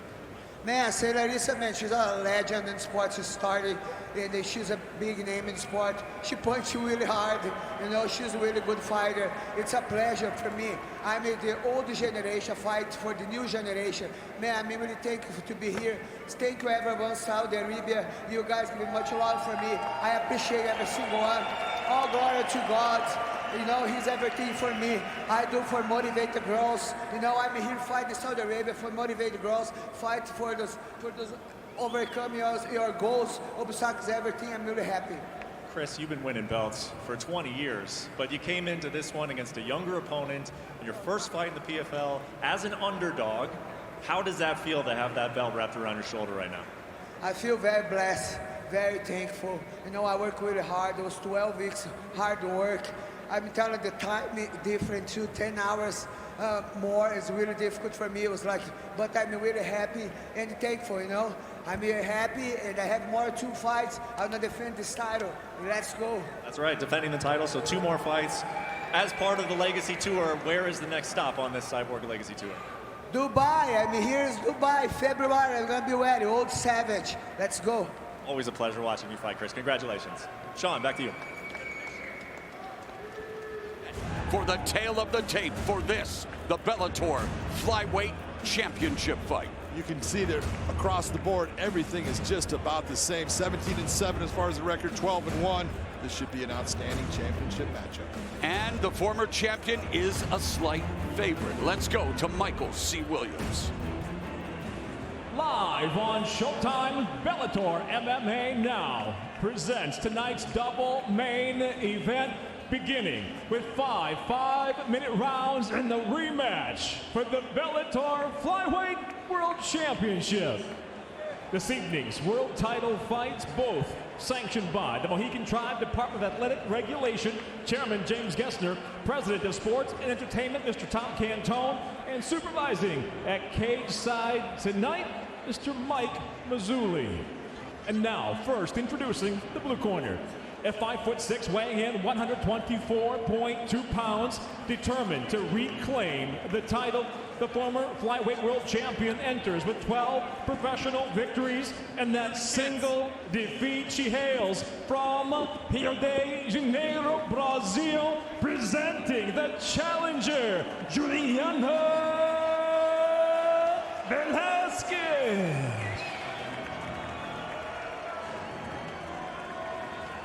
And across the cage, the champion fights out of the red corner. At 5'6", weighing in 124.8 pounds, in her first defense of her first world title, the veteran professional stands with 17 victories, 7 defeats. By way of Okinawa, Japan, she fights out of San Diego, California. She is the defending Bellator Flyweight World Champion, Liz Gorilla Carmouche. And the referee in charge, Kevin McDonald. Fighters to the center, please. All right, ladies, this is 5 rounds under the unified rules for the flyweight belt. We went over those rules in the back. I want a good fight, clean fight. If you'd like, you can touch gloves now. If not, back to your corner. Best of luck to you. It's all about not leaving any doubts. It's all about the Bellator Flyweight Championship belt. Liz Carmouche, finally a champion in her 4th opportunity at a major MMA title. Juliana Velasquez wants to avenge the lone blemish of her career. You ready to fight? Let's go. First of a scheduled 5 rounds for the gold, and immediately Carmouche on the attack, looking to change levels. Just like I pointed out, crush that space. That's what Liz Carmouche just did. Getting into this clinch situation, she believes that she has an advantage here, and she showed it in the last fight. Let's see if she can get Juliana to the ground with this.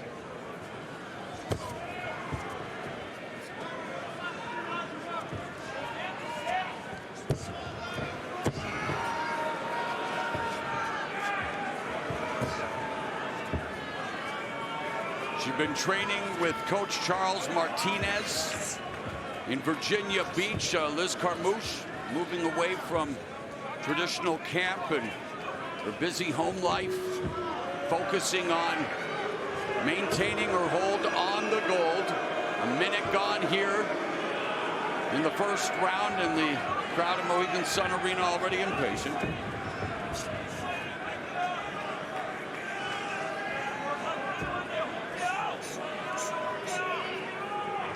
Velasquez began training judo at 4, is a black belt, former Brazilian national judo champion.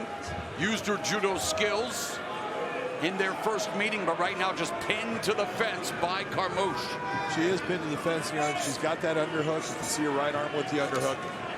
Liz with her right arm on the other side with an underhook. This is a 50-50 position, but it's Liz that wants this fight here. Juliana does not, so that means that Juliana right now cannot effectively get herself free from Liz. And now Velasquez switches places with Carmouche. They continue to battle for position. Nice head position by Velasquez.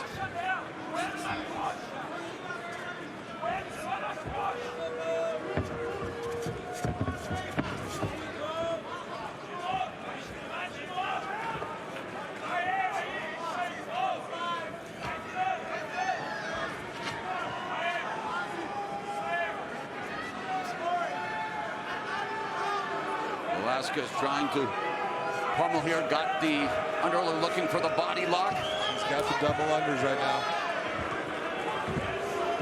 Left hand upstairs by Velasquez, looking to create space. Overhook employed by Carmouche. So close quarters here in the first half of the first round. Well, I know it looks like, oh, there's not a lot going on. There is so much energy being spent by both ladies right now. There's a lot of pushing and pulling, and you're putting weight in the areas and having to balance your body out. This can be exhausting. This is going to have an effect on both of them as this fight progresses. Notice Juliana's winning the battle of the heads right here. Notice where her head's at. She's able to push over on Liz, keeping her head, her jawline turned. Watch it, watch the blow. Coming up on 1 minute, 30 seconds remaining in the opening round.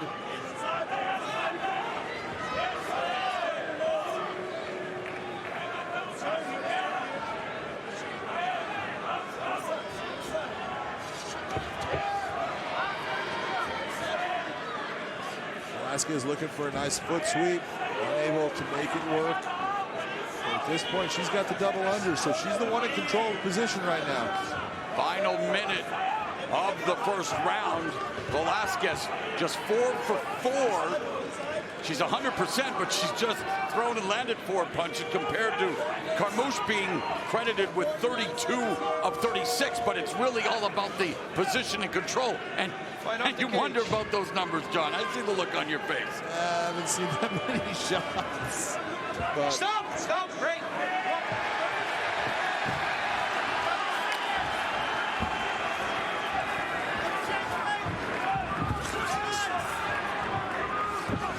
Carmouche again,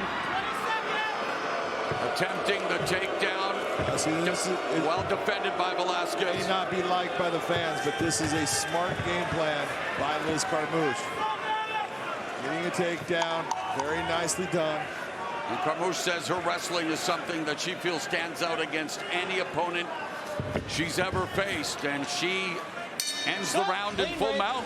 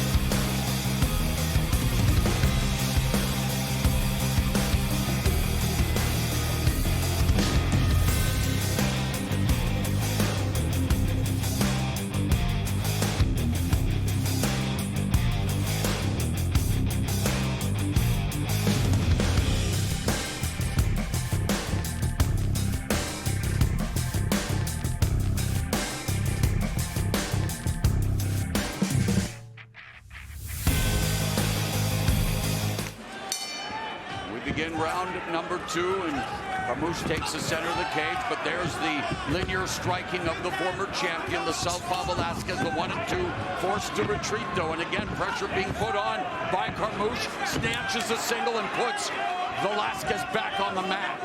Smart move by Liz Carmouche. Look, she's putting a lot of pressure. She's taking a chance, but she's got to take that chance against someone that's got better stand-up than her overall, and she has the advantage. She can get this to the ground. You saw her go to mount. Yep. In the first round at the end. I think if there was time on the clock.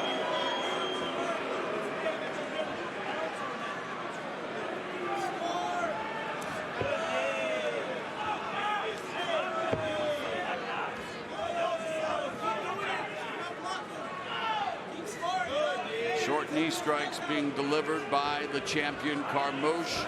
Underhook by Velasquez, and then she turns the tables on Carmouche, but it's been a battle of position, jockeying, and as you mentioned, John, a lot of energy being expended in their body shots by Velasquez.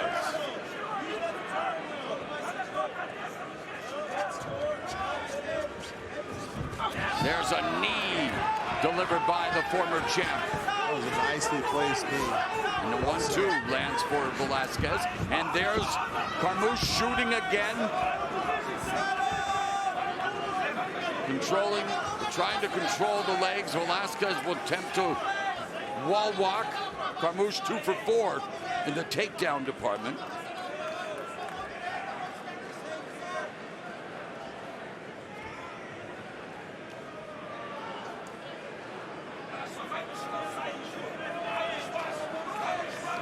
Right here, this is the battle. You're going to see Liz Carmouche try to bring her hips off of that fence. Nice job of lacing the legs up. Now she's going to be able to keep Juliana on the ground. Now she's just got to decide, I want to tip her to the right or to the left. Try to drive her back to the canvas.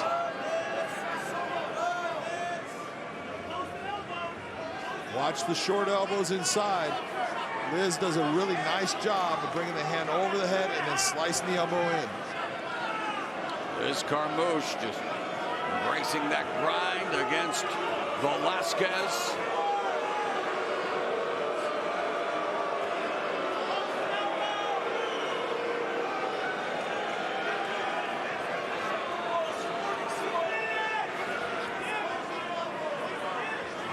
I guess this is where the fans wish Dan Brugliata was the referee, John. Might be.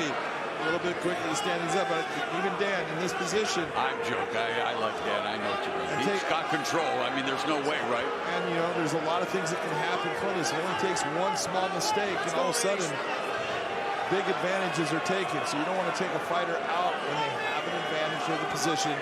This is what you should see Liz do. Start to move herself right into. Nice job. There, right into full mount. Well done by the champion, Liz Carmouche. Not only well done, so physically strong to be able to do that. And now, with a minute and a half remaining in the second, can Carmouche capitalize on this dominant position?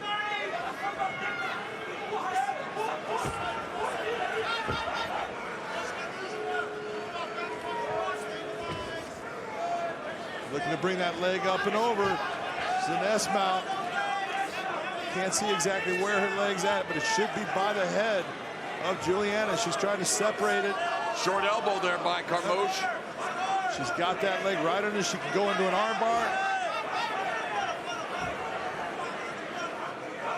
3 submission wins for the champion. 2 via rear naked choke and 1 via armbar. Her first submission back in May of 2010.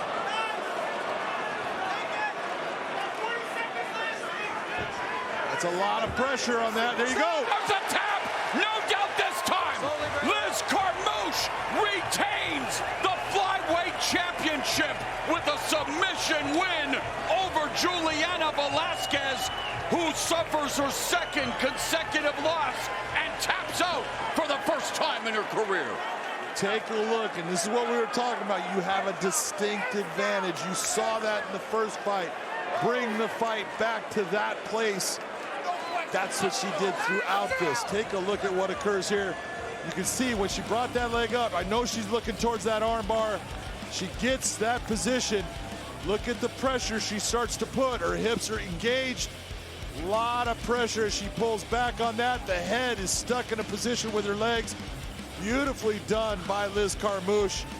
A lot of torque on that elbow at this point. Now she brings that weight back forward. Man, beautifully done submission. It took Liz Carmouche 12 years to become a champion. Well, 12 years after her first submission win via armbar, she successfully defends the flyweight title with her second submission win via armbar. Her fourth submission win, none bigger than this one, with, as Amanda Guerra said at the top of the show, a cloud of controversy hanging over the head of their first fight. That cloud is dissipated. It is all sunshine for Liz Carmouche.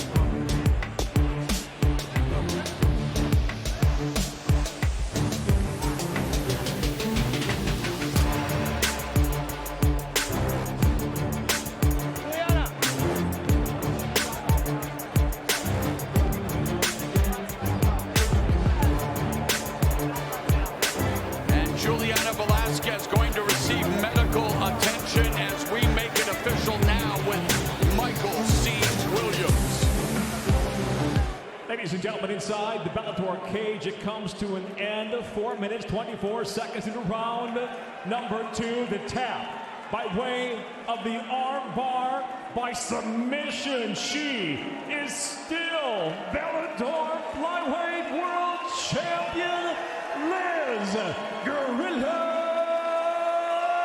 Carmouche. And the champion will get to enjoy her moment there with Bellator President Scott Coker. And soon she will be interviewed by Big John McCarthy. I am here with flyweight world champion Liz Carmouche. Liz, there ain't no doubt now, is there? No, she tapped and it popped, so there's no doubts anywhere. Going into this match, I thought that you had proved in the first fight that you had a distinct advantage on the ground. You were physically stronger. You had just better grappling overall. You were able to move yourself to positions. The way that you got to mount today in the second round, you did it in the first round also, but it was the way you did it in the second round. Talk to me about that maneuver and what you were doing. Yeah, you know, I've been so fortunate. I went to Virginia Beach for the first time to train, go out of my element. And we had Taylor Misuna and Taylor Saucer, two phenomenal grapplers that just helped me concrete exactly what I want to do. There was a point where I was being told by some of the coaches, like, hey, you don't need to do crucifix. I really want to prove a point and beat her again there. Like, go whatever comes at you. And I knew, like, she may have had her feet over, but I had that arm so stuck. I knew it was done. I was going to have to pop it. And if it just kept breaking, that was fine. I knew she was going to go through it and tough through it like she did. But I knew that once I got to mount, I had that figure 4 lock. It was hurting her knees, so I knew I had good control, that if I could just get her back a little bit off the cage, then I could get all the way to good mount. In the flyweight division, there's nobody that's physically stronger than you. You are the strongest woman I've seen in this weight class ever. And you utilize that by what you did, by pulling her up off of the ground. When you locked in, you brought that leg over into that S-mount. The whole time, were you thinking armbar? I was hoping to get a triangle armbar, but I knew that if that leg stayed there, I'm like, okay, I'll have to swap to the armbar, but I really wanted to get that triangle because I knew I could elbow her so cleanly from the top if I was there. Now you've defended the title. Who is it that you believe should get a shot at that belt next with you in this cage? With 2023, I see two things happening. I see Bellator opening up a 135 division where Lima Lane McFarland and I can fight in Hawaii for a retirement like she wanted, and that Watanabe gets a crack at the title in Japan at the end of the year. Sounds good to me. Congratulations on a beautiful defense of that title. Ladies and gentlemen, give it up for Gorilla Liz Carmouche. In the main event, what can you highlight but the experience of Marloes Coenen? 30 professional fights. Julia Budd just 9-2. History time, main event time, Michael C. Williams time. Ladies and gentlemen, Miller Live presents Bellator MMA Live on Spike. The time has come for the main event of the evening. 5 5-minute rounds for the inaugural Bellator Women's Featherweight World Championship. sanctioned by the Chickasaw Nation Office of the Gaming Commissioner, Mr. Scott Goldberg. And now, introducing the blue corner first, at 5'8", weighing in 144.8 pounds, her professional record, 9 wins, 2 losses, from Port Moody, British Columbia, Canada, Julia, the Jewel Bud. And across the cage, her adversary fights out of the red corner at 5'9", weighing in 144.7 pounds. The former bantamweight world champion enters tonight with 23 professional victories, 7 defeats, from Amsterdam, Netherlands, presenting Marloes Rubenha Koenen. And when the bell rings, the referee in charge of the action, John McCarthy. Fourth time for John McCarthy with Marloes Koenen. All right, we've gone over the rules in the back. I want you to protect yourself at all times. Obey my commands at all times. I want you to fight hard but fight clean. Touch gloves. Good luck to both of you. All the names we've been talking about all night that they have been in there with, they're all watching right now. You can feel it. And that is what it's about.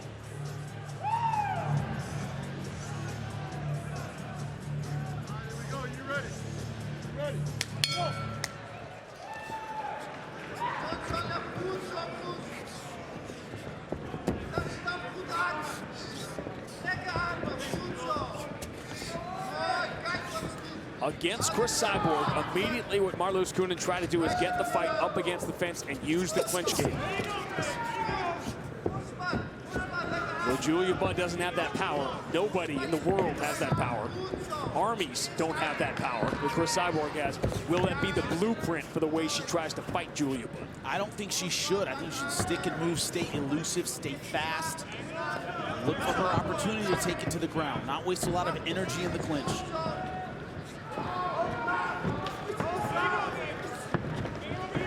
That's why. Look at that. We talk about strength. Julia Budd's got it.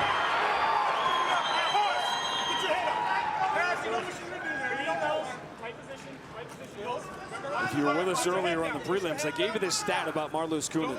1 out of every 3 minutes Cris Cyborg has ever spent in the cage have been with Marloes Koenen. 37 minutes those two fought each other. She's in a crank position, but can't really use it from here. See there, she's cranking on the head. She's doing that by getting underneath the armpit. She can sweep from there, but it's hard to finish, hard to submit. Yeah, Julia Budd's out. Pin her head against the cage. Pin her head against the cage. And that's what I meant about being on top. So Julia Budd's so strong. If she stays patient, she can wear Marloes Koenen down by just staying on top, working her ground and pound. Koenen has a great submission game. She wants to stay busy here. Land some elbows and punches here. Keep her head on the cage. Don't let her sit up. Put her head up. Julia Budd, as many of you know, coached by her husband, Lance Gibson, who you will hear tonight and get a look at from time to time. Pull your head back out, step on that leg, Jill. Try to go through the vertical.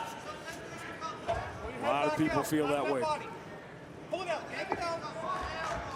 And for all the mainstream names we've talked about, Marloes Koenen has fought Misha Tate, and Julia Budd has beaten Germaine de Randamie, and fought Amanda Nunes, and fought Ronda Rousey. Some of the other names, Jimmy, we were talking about earlier in the early days of the sport. You know, they're all watching too. Watch your arm here. Put her head against the cage. Don't put your toe there. Don't grab it. There you go. Now get her into the bicep control. Bicep control. Put her head on the cage. You see here, Julia Budd's not able to use that ground and pound. She's busy worrying about the submission attack of Marloes Koenen. That's why she's not really getting busy with her ground and pound. And she's worried about getting submitted. She's getting her posture broken down. Marloes Koenen so far being effective from her back. Inside the biceps. Work to the biceps. Stay short on the forearms. When judges look at this round, are they looking at Marloes being on offense and Julia being on defense? That's the question. Or do they look at the fact that Julia Budd is on top? Marloes Koenen's on the bottom. Marloes in triangle position. Yeah, moving up higher on the shoulder. Wants to angle the other way. It's a long way for her hips. She wants to get into the other leg of Julia Budd. That's how she can tighten this triangle, but up against the fence, it's hard to do that. You see, it's been Marloes Kunin being aggressive from the back. Julia Budd not able to get the distance to get effective ground and pound yet. She's out of triangle danger for the most part. Still a little bit of danger there. Her hips are just in the wrong position right now. See Marloes Kunin just subtly bringing her back down to the ground. Good. Head on the cage. Let's work out now. Head on the cage. Watch your arm. Watch your arm right there. She's going to swing to that arm. Just swing the bird, Joe. Triangle the arm bar. Put her head on the cage. Pin it down. Pin it. Pin it, Joe. There you go. Let's go, Joe. Watch out. Short elbows. Doing some damage, but still in submission danger. Is not completely out of that triangle yet. The arm's halfway in, so it's hard to finish, but she still has to worry about it. Right now doesn't have the space to turn her hips. And this round is a nightmare to score. Exactly what I was thinking, because Marloes Kunin has it where she wants it. But is she doing enough with it? Yeah. And Julia Budd hasn't been able to do that much with the ground and pound either. Keep elbowing. Watch your arm. Keep her head on the cage. Hey, Jill. Here we go. Keep her against the cage. 10 seconds, Jill. Just keep it right there. Keep it right there. Keep it right there. Put her head against the cage. Yes. Put pressure on that. Oh. In between rounds 1 and rounds 2, what was the message from Lance Gibson to his wife, Julia Budd? Don't get your head buried. Keep your head high and do not land in her guard if you don't have to. Try to pass. You don't have to sit in her guard. Free that head. Those were her 2 instructions. Easy takedown. Ridiculously easy. And this time from the side. Yeah. She made sure to take her down and not go into the guard of Marloes Kunin where she spent. To her coach. Exactly. Now, you said it was a nightmare to score. I went very reluctant 10-9 for Marloes Kunin. Very reluctant 10-9 for Marloes Kunin because she was effectively trying to finish fight. Now going north-south. Yeah, with the strength of Julia Budd, too. Keep her in the back, backwards elbows. Miesha Tate, and last year, the upset from Alexis Dufresne, the only time Marloes Kunin had been submitted in her 30 professional fights in this 17-year career. Going for the Kimura. She's in position to go for it. She's holding it, but she's not committing to it yet. Jules, tight position. This is where Marloes Kunin talked about connecting the dots. That she is seeing 3 or 4 moves beyond where Julia Budd is seeing right now. That's how she sees it. And what Julia Budd is doing effectively so far in this fight is making it simple. She's not trying to outmove Marloes Kunin. She's not, trying to play chess. She's playing checkers, holding her down, putting weight on her, taking away the mobility and technique of Marloes Kunin. That's what she's trying to do. Underhook this side. There are a few submission options here right now. Julia Budd not committing to any of them. Staying tight though. Underhook. Hey, Jules, let's work on a hard underhook now. Crank it right there. Right now, Marloes Kunin, she bumps with the hips. She can escape to her left-hand side like this. That'll come all the way out. Julia. That one he's worked on, baby. It's there. It's there. Julia Budd going Darce choke. Stay on top. Stay on top. Exactly what she wants. Stay on top. The head is a little too far up right now to use it effectively. Stuff her head down. Stuff her head down and punch. Stuff her head. Marloes Kunin's left arm is in a good position to defend that. Have trust. Underhook whip. Beautiful. Just power her down So now what's the damage to you? Need a body. Julia Budd, when she pulled out of this fight the first time in May, a debilitating back injury that wasn't just the end of that fight. It could easily have been the end of her career. She stared into the eyes of her career being over. That's one of the reasons she seems like a new woman and a new fighter. She's the first time an athlete has that moment where you have to ponder the end. Posture and strike, Julia. Posture and strike. You realize there's still things you want to get done in the sport. You don't know what you got till it's gone. When you see it slipping away, you really appreciate it. She appreciates it. Watch your shoulders, get right down off the head. Julia, posture. There we go. Run your head right to the cage. Watch your arm, You gotta see the difference when she's able to free her head. Put her head on the cage. Good job, Jules. Circle her head right Marloes to the Kunin doing cage. a great job now trying to lock her down. That's what she did well in round 1. Back her head out now. Back your head out. Let's back her head out. Just hold on here, George. That's what limited the ground and pound of Julia Budd in round 1 is she wasn't able to free her head very often, wasn't able to get space. Head on the cage. Great job, Jules. Doing good. Now we need a pass. Walks up once again, triangle danger. We need a pass. Yes. There you go, Jules. Now What she has to do is pull the head down and angle her hips. Now, we are right now where we spent a lot of round one. The difference is Julia Budd was much more successful leading up to this. She banked some good minutes. Now going for the go-go plots. She's trying to get that leg on the neck, and it doesn't happen. Roll those right. Roll those legs. Right. Head up. Posture. Posture right. Elbows in. Posture up. Reach around your head again. Chin out. Don't let me. Julia Budd has kept her head up a lot more, which is what she was coached to do in between rounds. One of the many reasons this round is swinging far more towards the way Julia Budd wanted this to go. There we go. That's good, Jules. Let's go. Keep it up. Let's work to pass on that guard. Subtlety is not a word we use in this sport often. No. Yet. The first two rounds have taken place in the exact same spot in the cage, and yet it really has been night and day as far as who is dictating. Right. Not only is Julia Budd dictating more in the guard, before it got to the guard, she got the takedown, she got around the guard, she had some success on top. 30 seconds, Jules. Great job. You're doing awesome. This is a Julia Budd kind of round. Making about her strength, her athleticism, her physical pressure that Marloes Coenen now has to deal with.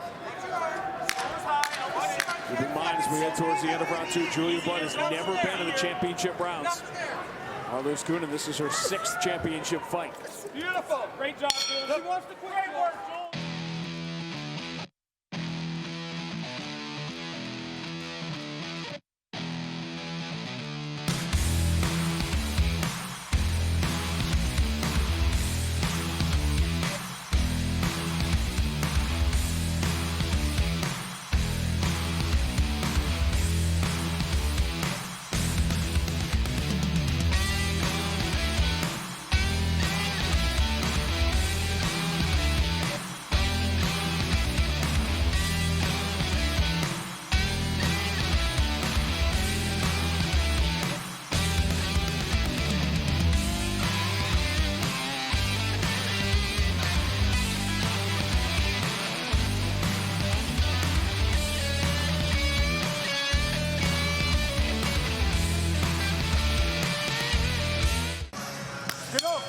Are we even through two? I have it even through two. The first round really close. It would not surprise me if a judge or more than one judge has this 2-0 so far for Julia Budd.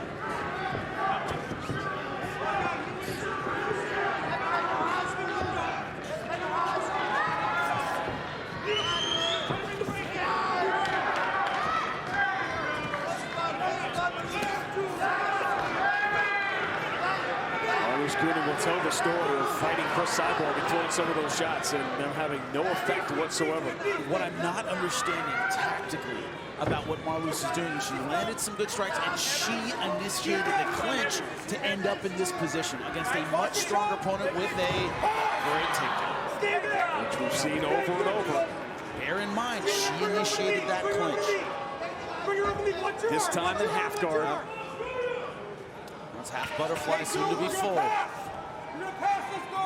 Julia Budd hasn't shown a big willingness to pass so far. I hear her corner saying pass, pass, pass, but she hasn't shown a real willingness to pass so far. She's been content to stay in close guard. Rampage Jackson, his personal trainer at one time, was Julia Budd. She helped him lose about 50 pounds. Let's go. Control her wrist on that side. On that left side, control her wrist. Julia, pass that guard again. Pass that guard again, Julia. Keep her head there. Pass the guard. Those numbers are psychologically things judges see. I like that. When you show a willingness to pass, you make your opponent worry about more than one thing. And right now, Julia Budd showing a willingness to pass, making Marloes Coenen worry about keeping her guard, not just worrying about submission game. In round one, Marloes was making Julia Budd think about what might be next. Now Julia Budd is doing the opposite. Exactly. Now passing just less of a priority, less of an asset in MMA than it is in regular jiu-jitsu, but like I said, it gives one more thing your opponent has to worry about on the bottom. Let's go, work. In this case, it just keeps you safe if you're Julia Budd because Marloes Coenen is so dangerous. And This is a position 9 times out of 10 on the mat. Marloes Coenen gets an underhook on that side. On the same side, she has her instep hook. She gets a sweep, and right now it's not happening. Julia Budd, just a different animal. Julia Budd doing what she wants to do on the ground, and I don't think she minds the stand-up. Nice. Yep.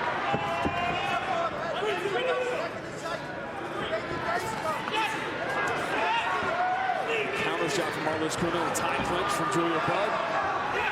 Head and arm just isn't working. Risky move in MMA. The tentativeness, the hesitation we've seen from Julia Budd in the past, not tonight. Not there. There you go. Tight position. You know what's there. I see what's there. You know what's there. I see what's there. What we practiced. What we practiced. It's there. Go. Go, Julia. Looking head and arm.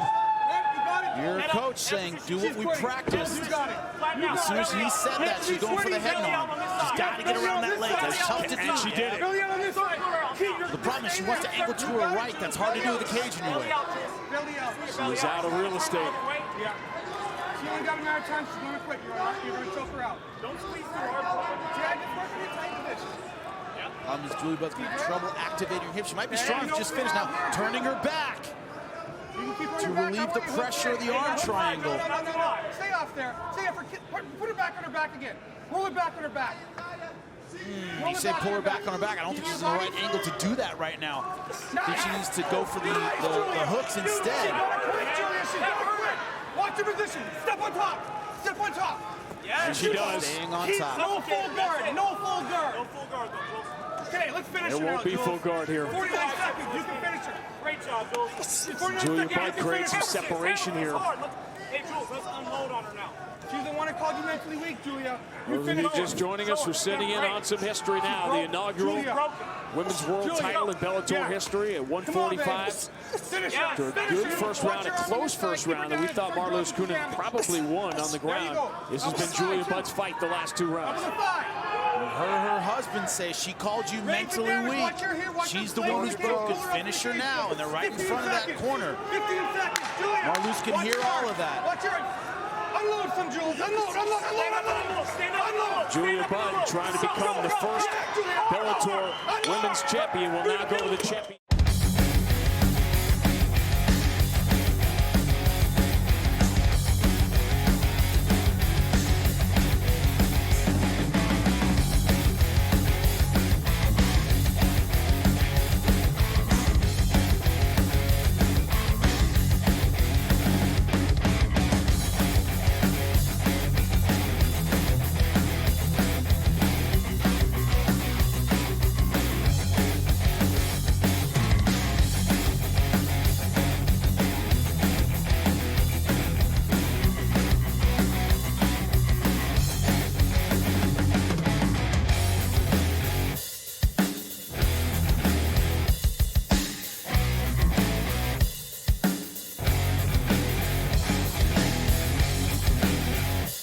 Easy. I bet. It's not supposed to be. Now, I think the difference psychologically in this fight is you hear her husband coach saying, finish her this round, finish her this round, finish her this round. And she's more aggressive every time. It's almost like in saying she's going to finish, she might not finish, but she's going to try to finish. She's going to put more energy, more emphasis into it, and she's been much more aggressive throughout this fight. That's the difference. Julia Budd talked to us the other day about our commentary in her previous fights when, as you know, Julia Budd's fans would get frustrated, her coach and husband would get frustrated, and we would get frustrated. And what I said the last time we saw was there are times Julia Budd does not believe or remember that she's Julia Budd and she can do all these things. Tonight, she's putting it all together. You just said it. Easy takedown. Once you recognize how easy, look at that, all the way to full mount. Now Marloes Coenen's got problems. Julia Budd pouring it on. Does she see the finish line? Marloes Coenen tried to defend herself. Gotta move. That means it's near the end. John McCarthy gave her the warning. Julia Budd got one of those elbows through. Pouring it on. All the work, all the years, all the wins, all the waiting for this opportunity.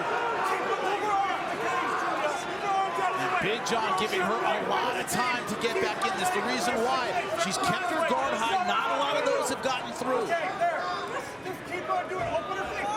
Gotta wonder how much energy Julia Budd is expending if she doesn't get the finish right now.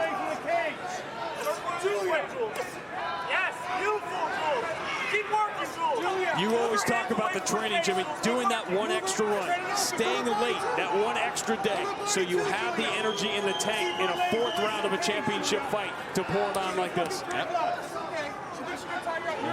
Marloes Coon has to bump. She has to do something to keep her from punching like this. As long as she keeps doing that, she's getting a stoppage eventually. Right now, so far, Marloes Coon doesn't look like she has much left in the tank. She's just holding her arms up. Not able to move, not shrimping, not escaping this mount. One more warning from John McCarthy. Marloes Coon turns, but can't escape. And we're done.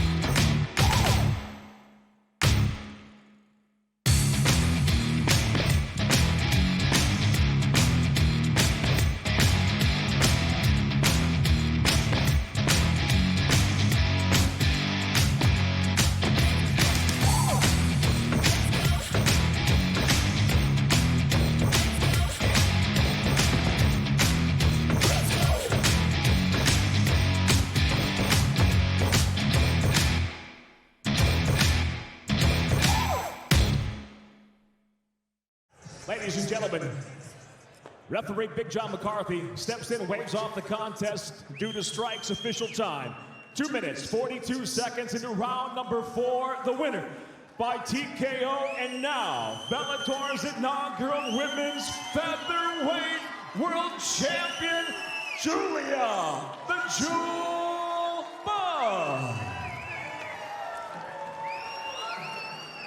The new champion with Jimmy Smith. I'm here with the winner and the new champion, Julia Budd. You said it was emotional taking a photo with that thing on. Now it is yours. Now you're the first. How does it feel? Amazing. It's been a long road. I don't think anything's ever felt as good as this. So I'm sorry, I'm gonna start crying, but I just want to thank everyone that helped me get here. Everybody at Gibson MMA, my friends and family back on the Sunshine Coast. I couldn't do it without you guys. You couldn't have scripted it any better in terms of, you knew you always had the physical tools. You said, I never put it together the way I knew I could. It all came together tonight. Is that how it felt? Yeah, I got the finish. I really wanted to finish her. I said I was gonna do it, and I made a point to do it, and it took me a little longer than I wanted it to, but don't ever call me mentally weak. That just triggered something that turned me into an animal. I just wanted to kill her. You didn't kill, you did an outstanding job. Great stoppage. I want to talk to Marloes for a second. Marloes, I know you well. I've known you for a long time. You put everything into that fight. Was it your night tonight? No, I was expecting a war, but Julia gave me hell. Deep respect to her. And I would like to announce this was my last fight. I retire. And I would like to thank Scott Coker You are the first promoter who recognized that women are a force to be reckoned with. I want to thank Roemer, my longtime partner and trainer. I want to thank Leon. And I want to give a shout out to the best mayor in the world of Amsterdam. We found out a few weeks ago he's sick. Eberhard van der Laan, please know you're in our heart. You've meant tremendous good to the sport of mixed martial arts. And Julia, congratulations. Awesome job. We retired a legend tonight. Congratulations, you're the champ. Marloes, you've done so much for the sport. Thank you so much. We'll see you again very soon, champ. Julia Budd, ladies and gentlemen, give her a hand. Also, Marloes Coenen, a legend, her last fight tonight. Bellator MMA, presented by Miller Lite, now features tonight's co-main event from the Bryce Jordan Center, tonight live on Spike. 5-minute rounds for the inaugural Bellator Women's Flyweight World Championship. Sanctioned by the Pennsylvania State Athletic Commission, Executive Director at Cage Side, Mr. Greg Surd. And now, first introducing the blue corner. At 5'2", weighing in 123.9 pounds. Her professional record, 6 victories, 2 defeats, fighting out of Oklahoma City, Oklahoma, presenting Emily Ducoti. And across the cage, her adversary, fighting out of the red corner, at 5'4", weighing in 124.5 pounds. Her professional record, undefeated, 6 victories, no defeats, hailing from Honolulu, Hawaii, introducing Elimile, the Eliminator, McFarlane. In charge of the action, your referee, Dan Mugliata. Ladies in the center, please. Okay. All right, ladies, we've been through the rules in the locker room. I want you to obey my commands at all times. I want you to protect yourselves at all times. Keep it safe, keep it clean. If you want to touch gloves, do it now. Good luck to both of you. Elimile McFarlane won the first matchup. She is 6-0 in her career, 5-0 inside the Bellator cage. Emily Ducoti is 4-1 in her Bellator career. Of course, we know who beat her 11 months ago. Here we go. Title on the line. Tonight's Fight Clock brought to you by Miller Lite, the original light beer. Cheers. It's Miller time. Blue gloves for Ducoti, red gloves for McFarlane. Really interested to see how the thoughts of the 5-minute rounds affects Elimile McFarlane's start. If she starts off aggressively or she starts thinking about her gas tank. You don't want to think about that too early. Interesting, Jimmy, that Emily Ducoti said to us she's not thinking fast fight at all. She's thinking if we get there, the 4th and 5th rounds, that's where the fight starts for me. But tactically, you also don't want to give away 3 and have to catch up at the end. Never a good idea. That's one of the things people, a lot of criticism recently, not just in MMA, but in boxing about judging. And one of the things about MMA, you got 5 rounds. If you disagree on a round, that can change the entire fight. It's not like boxing, we have 10 or 12. We only have 5, so you can't afford to give any away. That's championship. Emily Ducoti has fought 5 rounds twice before, but they were 3-minute rounds, Jimmy. So neither fighter has gone longer than 15 minutes. Not pro championship rounds. You see the tightness of the strikes from Elimile. You see the work she's been putting in. This is also the first ever rematch for both women. The long jab just missed.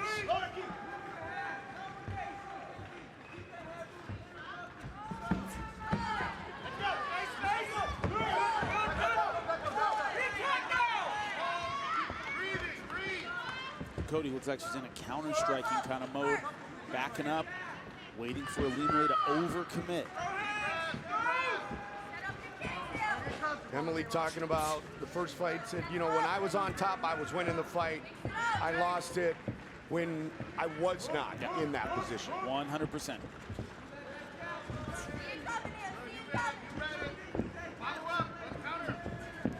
Ducoti, second-degree black belt in Taekwondo. Nice right hand over the top. She has trained in the same gym since she graduated from high school. She's got to get out of the way. McFarlane, the aggressor here, trying to cut off the cage. Nice tight combinations, good body shot. Good knee. see she's been putting in work with those hands. Alimalay's professional MMA debut was a 10-second knockout. Those knees are vicious. Yeah, that's the kind of thing you want to put in early in the fight. Take the ribs out, take the lungs out, take the legs out with body shots. And Jimmy, you talked about the difference between getting knocked out, you know, getting punched in the head, but the body shot turns off the body. Quit. You just don't want to be in there anymore. Alimalay so far having a great first round. Doesn't seem as though she's falling for that trap of thinking about rounds 4 and 5 in round 1. I'm going for a neck crank. It's not under the neck, it's on the chin. She's trying to crank with it. Not in good position for a rear naked, but gave it up and go back to ground and pound. Smart move. Smart move. Cody talked about her opponent. Alimalay McFarland said, I like her style. She's a badass collegiate level wrestler, sick overhand, and doing some damage from this position right here in round 1. Key to this fight, to me, since they announced this rematch, is who's going to get on top and impose their will. So far, it's Alimalay. Dakota, growing up, wrestled on the boys' high school team. Straight on, hard to finish from half guard. She's going to try and pass from here. Doesn't have a foot through yet. That knee, as she moved ahead trying to pass Jimmy, landed right on the chin of Dakota. She's almost got the mount. She's doing pound to pass. She's hitting in order to get Dakota thinking about defense, and then she can pass, get her legs over the top. And she's got a slick Brazilian Jiu-Jitsu game. Very nice. That Eddie Bravo 10th Planet system. Yep.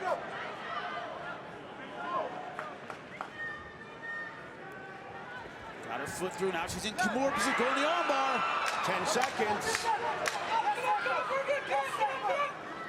Can she get it? I don't think she will, with only a few seconds left, and we're going to see round 2.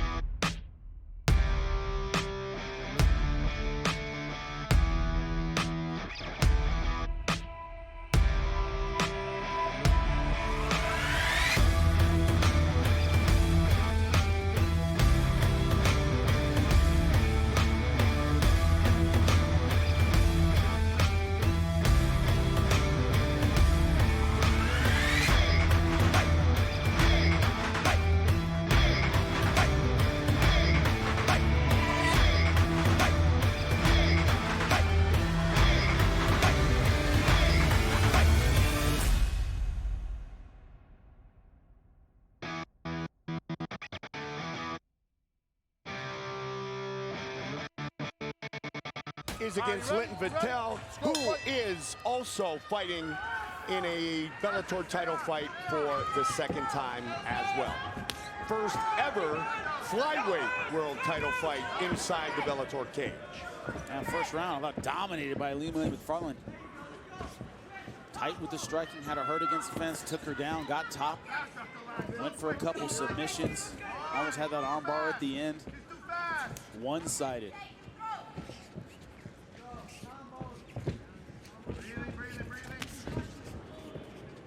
Well, that might have cut her.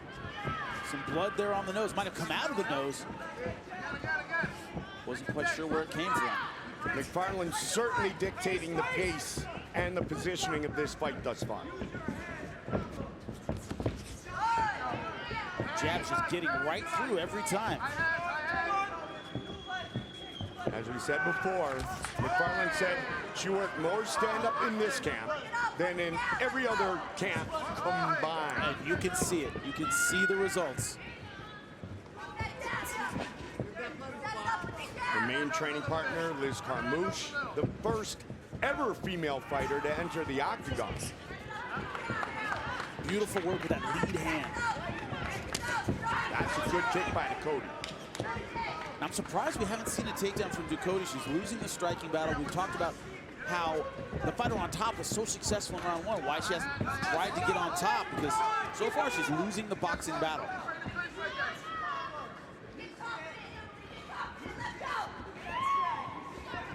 Her nickname, Gordinha, actually means chunky.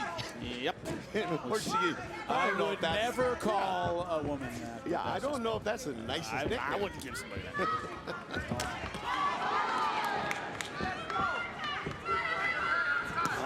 Angry Brazilian woman, that's not good. Not a good thing. Not a good thing. Lima McDonald will be the first Bellator card on the new Paramount Network.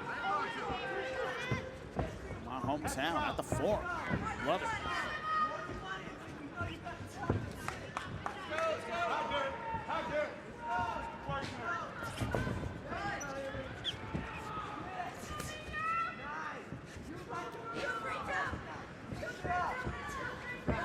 Slowing down a little bit with the combinations. Very busy in round one. Yeah. Slowing down a little bit in round two.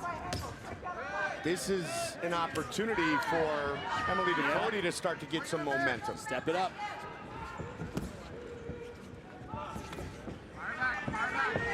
We see a different pace here in round two. Is it in her mind that this could last 25 minutes? Is that why this is happening? Could be. It saves something for that last round. And right now, tactically and pacing-wise, she's letting Emily Ducote back into the fight mentally. Absolutely.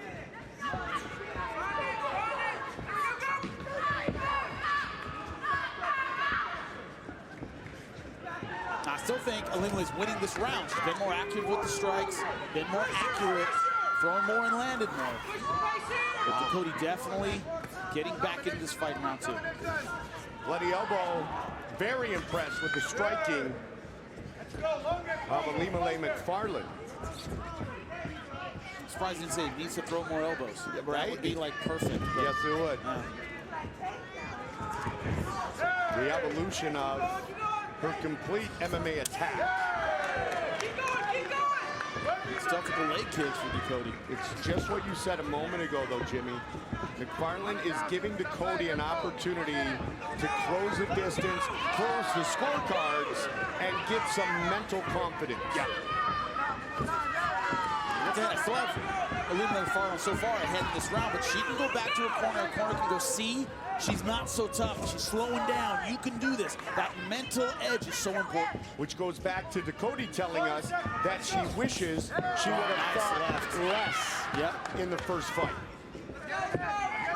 That hook connected for Alima McFarland. 30 seconds on the clock. Round two. Superman, Superwoman punch.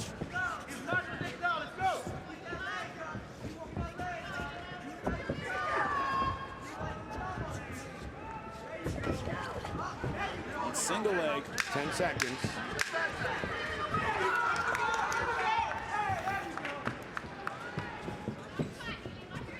This championship fight continues.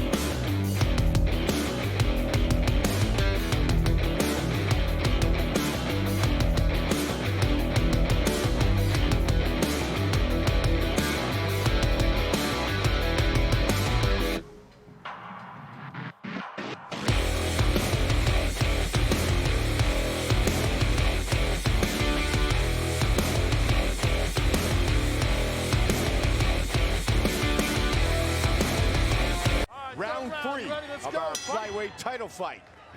Red gloves for Alima McFarland, blue gloves for Emily Ducote. What do you have on your scorecard? Both of them 10-9. Now, the first round, I almost went 10-8. It was that dominant, especially with the new rule changes. It could have been a 10-8 round. I went conservative. That second round, definitely 10-9. Emily Ducote very much in that second round, but Alima a little too accurate, landing the crisp strikes. Ducote told us The fight starts for her in rounds 4 and 5. And I'm telling you, and I'm telling her, and I'm telling anyone who's listening, that's too late. You need 3 to win this fight. She has to turn it on now. Rounds 4 and 5, what are you doing? You're hunting for a finish. Well, you make a lot of mistakes. You take big risks looking for a finish in rounds 4 and 5. But the fight starts really for Emily right now. She has to win this 3rd round.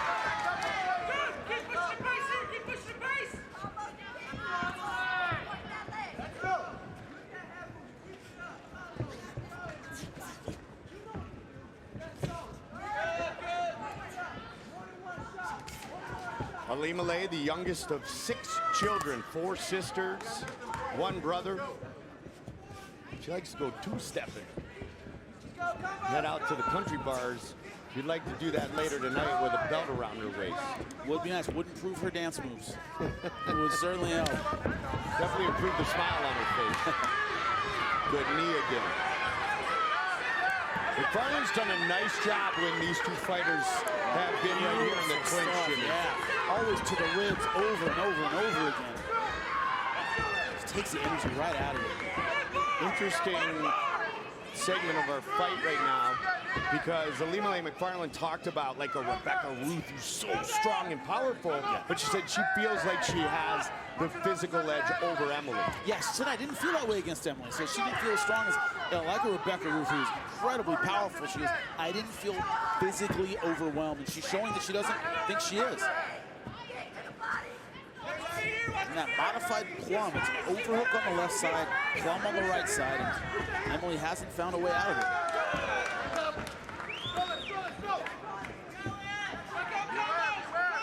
Alimale McFarland attended the same very prestigious private high school in Hawaii as Barack Obama, the former president Barack Obama, attended. And that right there was the best combination of the fight for McFarland. Great stuff. The problem, one of the problems tactically when they're on the feet is Emily Dakota is relying on short punches. She's throwing a hook, she's throwing stuff she needs to be inside to use. Alimale McFarland is beating her with combination with mostly straight punches, so Emily is on the outside looking in. Just like that, straight, long punches. Dakota's trying to answer back with hooks. That's never going to work. McFarland doing a great job of turning her body and utilizing all of her reach.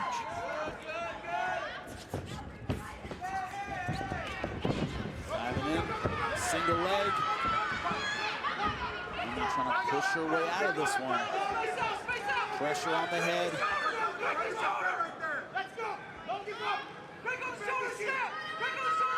Good job getting underneath the arm for Emily Dakota. Alimale trained in Brazilian Jiu-Jitsu by Richie Boogeyman Martinez, black belt under Eddie Bravo. Dakota at American Top Team Oklahoma City.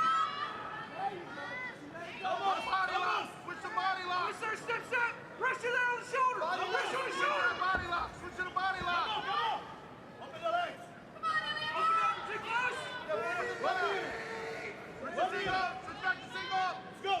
She's not quite committing to any one particular attack. She's not dropping her hips and going double leg or Iranian, and she's not circling to really finish the single leg. She's really hanging on from this position. It costs a lot of energy. Now she's committing to the double leg, dropping her hips. Wow, great takedown defense by Emily Dakota. Great bounce. Problem is, this is all defense. You don't get credit in the scoring for defense. Boom.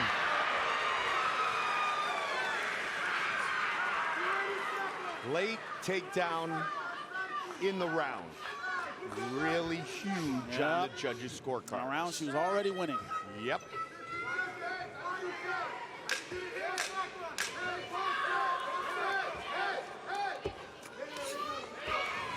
This title fight is headed to the championship round.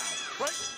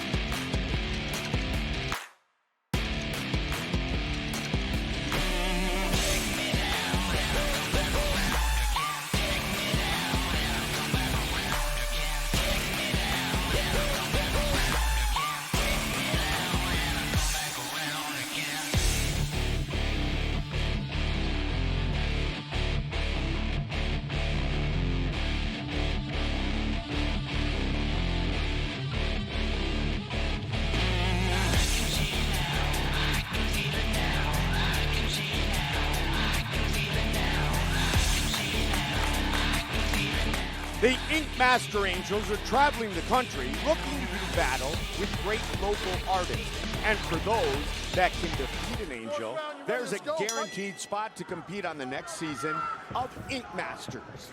It's the new series, Ink Master Angels, Tuesdays at 10, right here on Spike. Jimmy, is Emily Dakota down 3-love? I have her down 3-love, 10-9 in every round. Championship rounds, first time for both women, fighting more than 15 minutes. But we somewhat expected this to be a back and forth battle that was going to go deep. Mike Clover, Jimmy Smith, Jen Brown, first of 2 title fights, partner. And this is one that I knew was going to go, I suspected would go at least into the championship rounds. Both fighters have a ton of heart. They're hard to finish. They know one another well. They're not going to be surprised by a whole lot. Leland McFarland has looked excellent with her striking.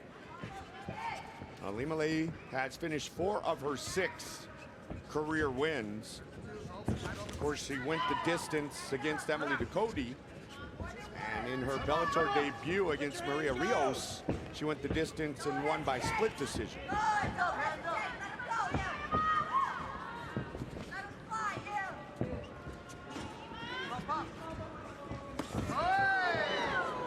She's feeling it, going spinning back fist.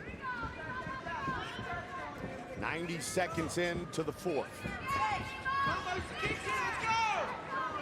have to wonder, what was the plan B for Emily Dakota? Because plan A is not working. What does she have in the toolkit when the fight's not going her way? She said the fight's going to start in round 4. Well, you know, show me. What are you going to change up? It's going to get to Alimale McFarland. She hasn't found it yet. Both women coming off wins over Jessica Middleton. Dakota went the distance with her. McFarland won by armbar in just 2 minutes and 15 seconds. The only thing that matters now, though, is this fight right here, right now. Fans are loving this night and this fight. Very active. This is what title fights should be. We agree. They're fighting like they want it. Fight to win, not fight not to lose. And you don't want to lose, you stay home. Yep. Won't lose. Midway point of round 4. I'm surprised we haven't seen any attempt at a takedown from Emily Dakota. We haven't seen double leg from outside, push her against the fence, try and do a little Greco takedown because, you know, standing and banging on the feet isn't working for her. It just, you know, right now she's just getting caught with more punches and she's catching Alimale McFarland with. Unless she thinks her power might be the equalizer, I'd try the takedown, try to get on top, soften Alimale up with my ground and pound. Yeah, Emily talked, Jimmy, about the fact that she really respects the wrestling background of McFarland, but if it isn't working here, you got to try to take it there. And now she's really put herself in a position where a finish may very well be the only way she can leave with the belt. Big overhand right just missed.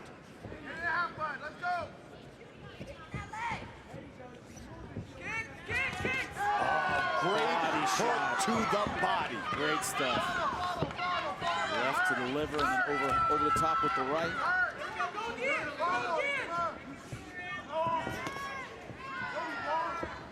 Man, Alimale looks so confident on her feet. Such an evolution of her stand-up game we are witnessing tonight. One thing, Dakota, when she's throwing that left hook, she's a little too planted. You know, Alimale can let that right hand float a little bit low. She maybe leaped with that left hook, pushed with her back foot, tried to kind of change distance and catch, but right now she's not. Another Superman punch. Alimale knows exactly where Emily Dakota is every time she throws. Boom! Nice. Final minute of round 4. And Tate is finally on top, but she have time to use it.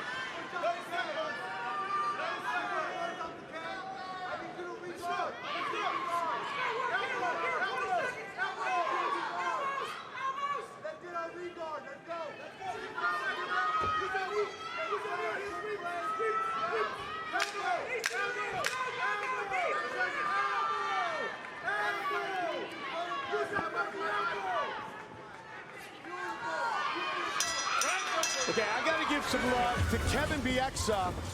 In the NHL, he threw a Superman punch on the ice. Superman punch from the Hawaiian.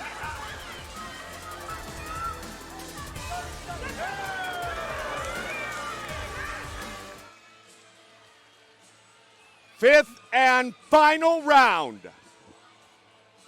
5 minutes remain.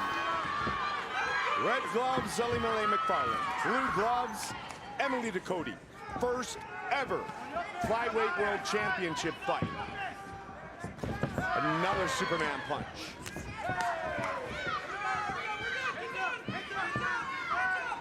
Scorecard Jimmy again, Elimele McFarland.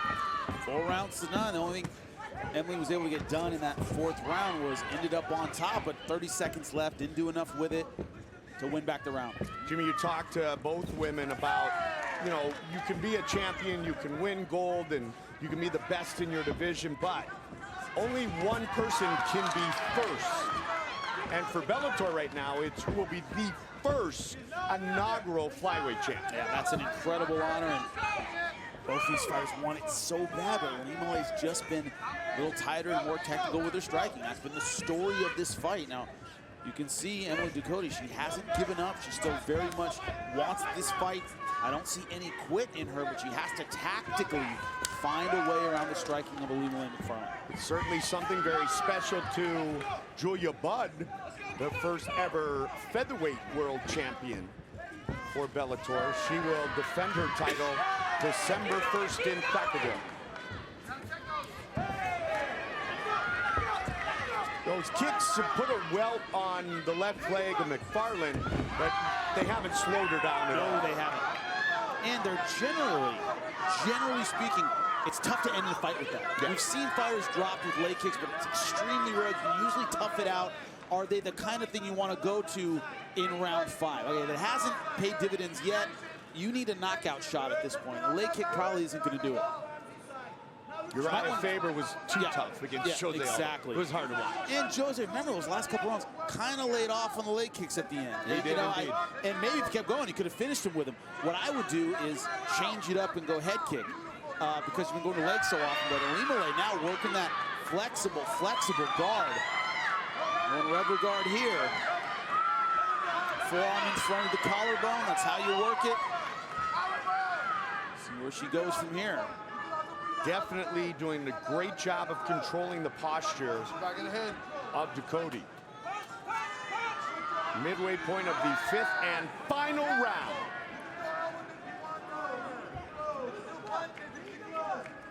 There you see the welt on the leg on McFarland.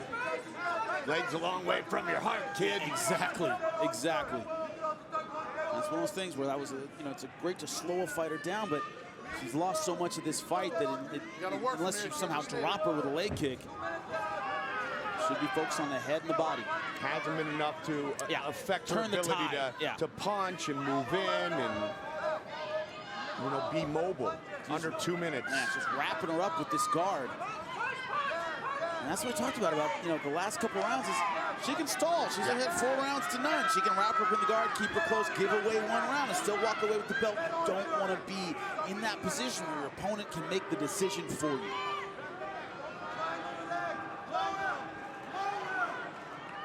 "90 seconds remain.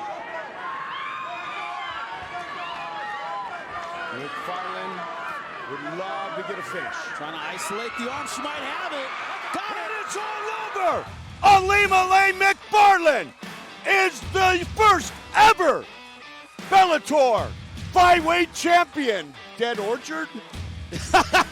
My 10th planet vocabulary isn't as great as your former partner, Joe, but that is a fantastic armbar, we would say, at Carlson Gracie. But great stuff from her. Beautiful job with the flexibility with the guards, kind of lulled her and made her think maybe what we were thinking. Maybe she just wants to take it to the end of the round, and she got aggressive right when she needed it. Take a look at the finish. Our Black Card Premium Spice Rum replay. The bold 93 proof rum. That's edgy to the core. And right here, look at that. A triangle over the arms. Not exactly a triangle position, but look at this. She isolates the arm, and as soon as the base goes right there, that is it. She can't resist the armbar anymore once her base goes. Look at it. She falls over to her right. Arm is straight, and that is all she wrote. Beautiful job by Alimale McFarland. First ever Bellator Women's Flyweight Champion, the Hawaiian, the Eliminator, Alimale McFarland. Ladies and gentlemen, inside the Bellator cage, the verbal submission comes by way of the armbar. Official time, 3 minutes, 42 seconds into the 5th and final round. And now, she is Bellator's inaugural Women's Flyweight World Champion, Alimale, the Eliminator McFarland. Jimmy Smith with the champ. I'm here with Alimale McFarland. Other people can be champion. Other people can win titles. Other people can be #1. Only one can be first. What does it mean to have this goal before anyone else to be inaugural women's flyweight champion in Bellator? There are so many reasons that I wanted to win this, you know. For my family, first and foremost. My family, they came all the way up here from Hawaii, and I know that everyone else back in Hawaii was behind me. Sorry, I lost my voice. And then my gym, these guys behind you over here, they've been with me since day one, and they've been telling me every day that I was going to be a world champion from day one, and I never believed them. And now it's here, and I just wanted to give it, I want to bring it back to the gym, San Diego Combat Academy. 10 Planet Freaks, this is for you guys. And then this is for Bellator. Like I told you yesterday, I wanted to represent Bellator and be their first champ for everything that they've done for me in my career. So thank you guys. This is for you too. You did it, and we are so proud of you at Bellator. Alimale McFarland, give her a hand, ladies and gentlemen. Tail the tape, brought to you by Celsius Live Fit. Dakota Ditcheva, 25 years of age. Tyler Santos is 6 years older at 31. Ditcheva taller here, as she usually is in her bouts.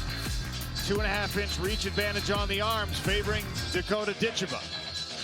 Keys to victory for Dakota Ditcheva. Straight attacks, make the most of that height and reach advantage. Striking to the body is what's got her here in the first place. She doesn't want to neglect that. And those knees in the clinch that we saw against Jenna Bishop could be really useful. For Santos, punch her way into the clinch. She needs those reaping takedowns from the body lock. And when it hits the floor, choke and strangle to victory.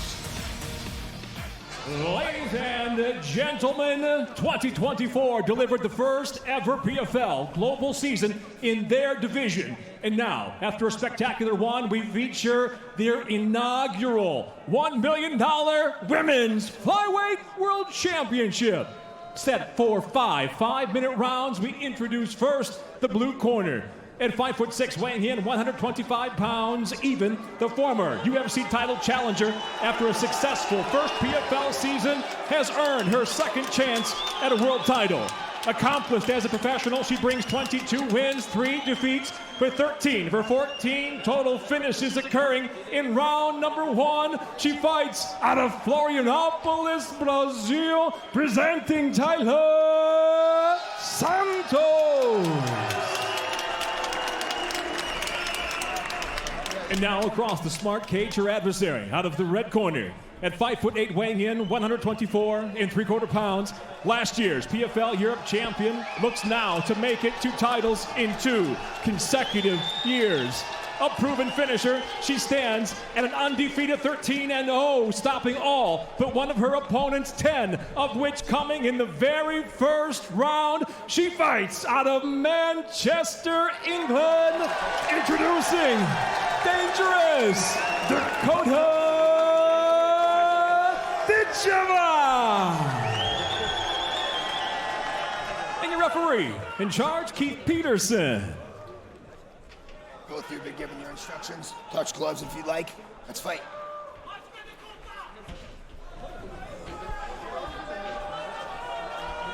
No touching the gloves.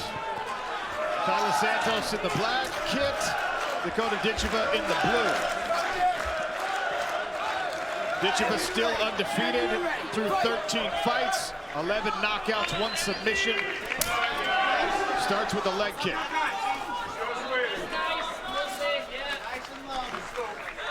Tyler Santos is by far the most experienced opponent Dakota Ditcheva has faced. Almost twice as many fights as Ditcheva herself. 25 total pro outings for Santos. I'm interested to see if Santos is going to try and draw Dakota in before she tries to take down. Wow, hard inside low kick. He's attacked both the outside and the inside of that lead leg so far in the early goings here in the first round. And there she goes again. Santos has to be very careful about reaching down. She's already got biting on the feints. That was a nice right hand. Holy cow. Builds a frame with the hand. Santos is trying to get that body lock. She's got double underhooks, but can she keep a hold of it? Dakota trying to use that knee to get some space between the hips. As soon as Santos closes those hips down, the outside reaps start, and she's excellent with that technique. This is a very important moment for Tyler Santos because that right hand hurt her. She was blinking.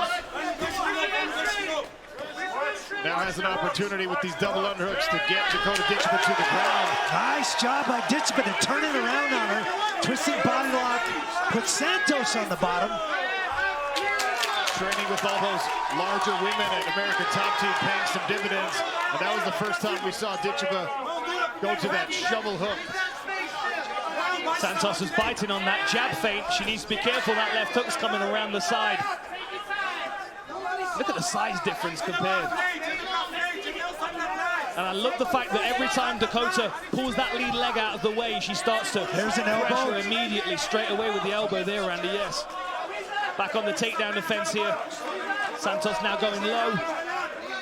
She's going to try for that reap on that leg if she gets that body lock again. Head position, paying dividends for Santos. Keep touching her.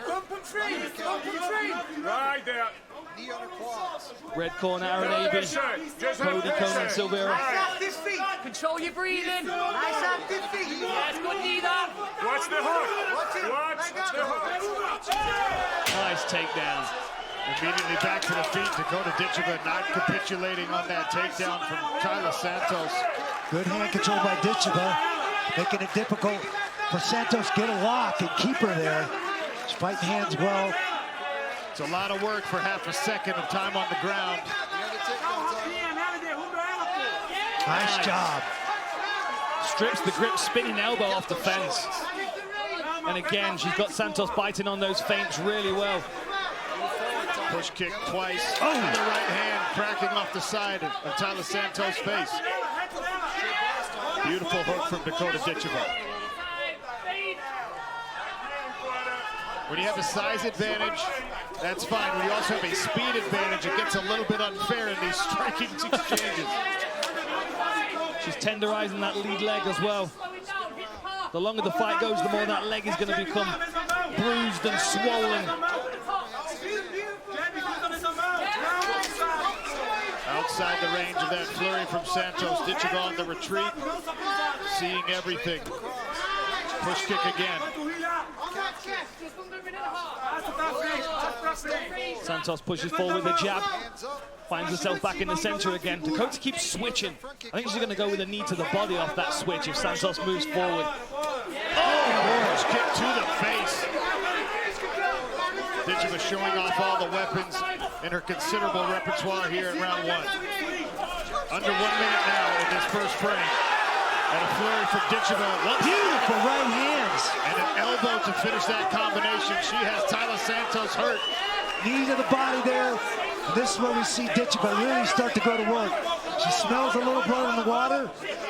Her opponent shells up, and you see that rip to the body. Then the plum and the knees come. If you look like a wounded animal against the fence, she's going to start to dine out. She switches into a very predatory style of fighting where she's looking for multiple targets to hit you. Santos with the high guard. Big knee. Good movement on the head from Tyler Santos to avoid that long left.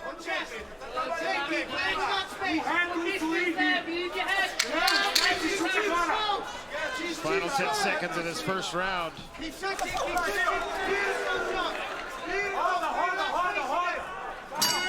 Second frame next.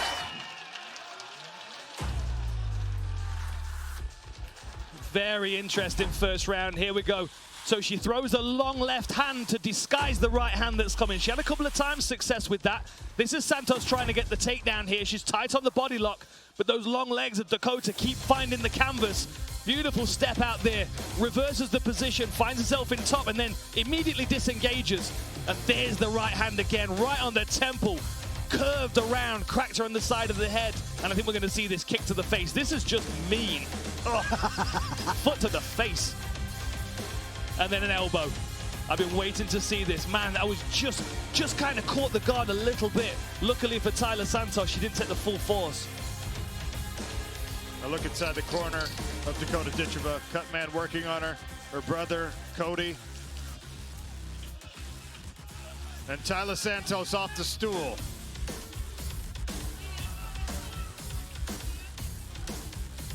Second round of a possible 5 for a women's flyweight championship here in our 2024 PFL season. Dakota Ditcheva still undefeated in the blue. Tyler Santos, a one-time UFC title challenger, in the black.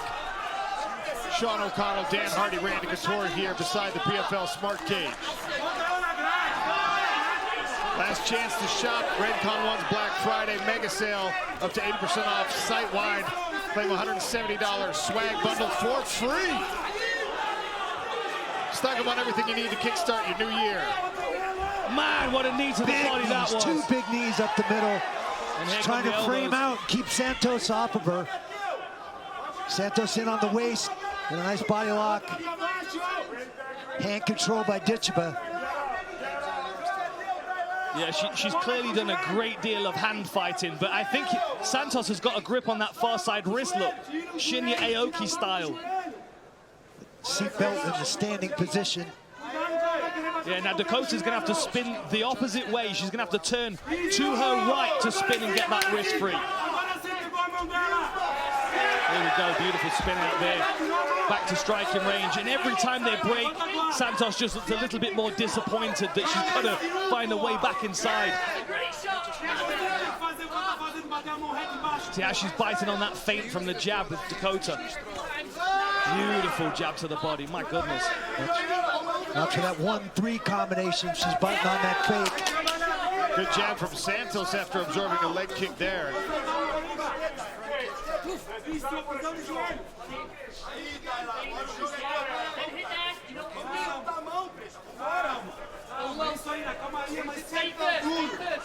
Shop the #1 fight short in the world this Black Friday, up to 70% off the entire site when you scan to shop tonight. Takedown, official apparel partner of the PFL. Scan that QR code on the bottom right-hand corner of your screen.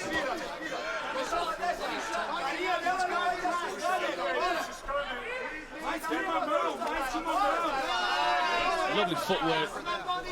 What I like as well is every time Dakota steps inside, she doesn't always throw. Sometimes she steps and has a little look, sees where the gaps are. She's a very observant fighter in that regard. She sets traps, that little fakes to see how you're going to react, and then she makes you pay for it. And even when you work your way inside of the distance that might be more favorable to you, she punishes, pushes you back out to where she wants you. There's that bottom of the foot to the face again.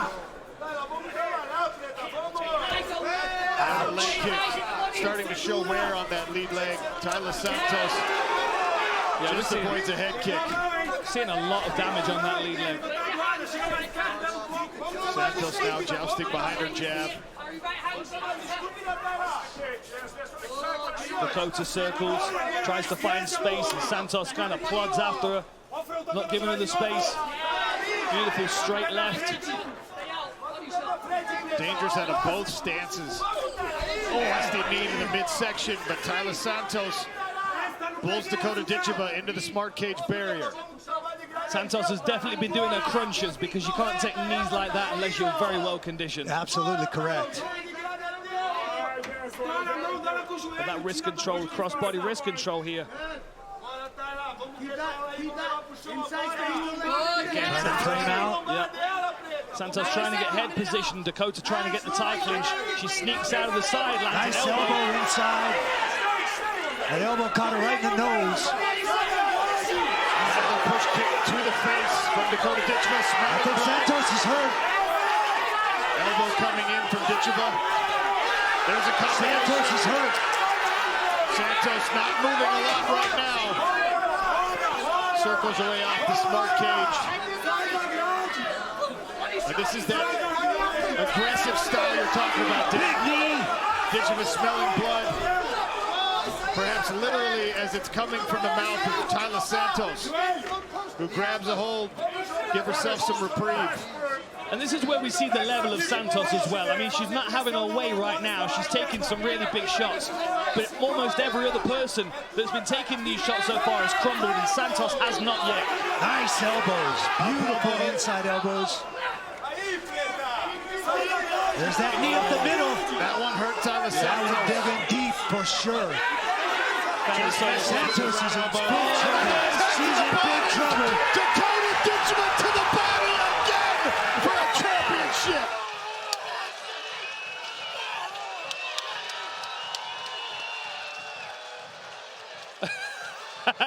Not sure what that's all about. I'll tell you what it's about. Yeah. Dakota Ditcheva takes umbrage to the fact that people call her a Barbie doll and say she's too focused on her looks.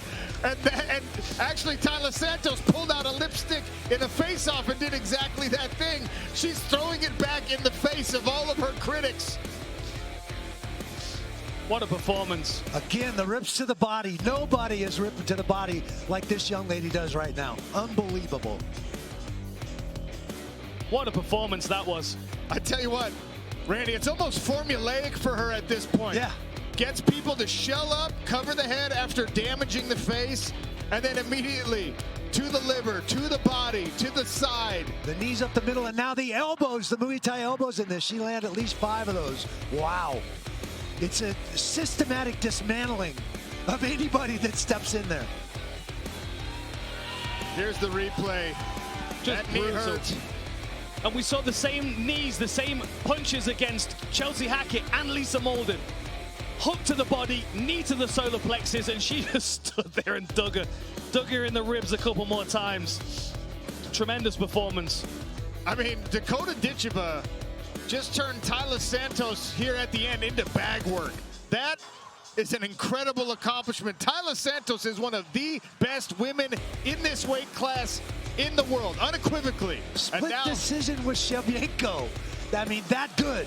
And now Dakota Ditcheva claims her place at the top, certainly of the PFL hierarchy.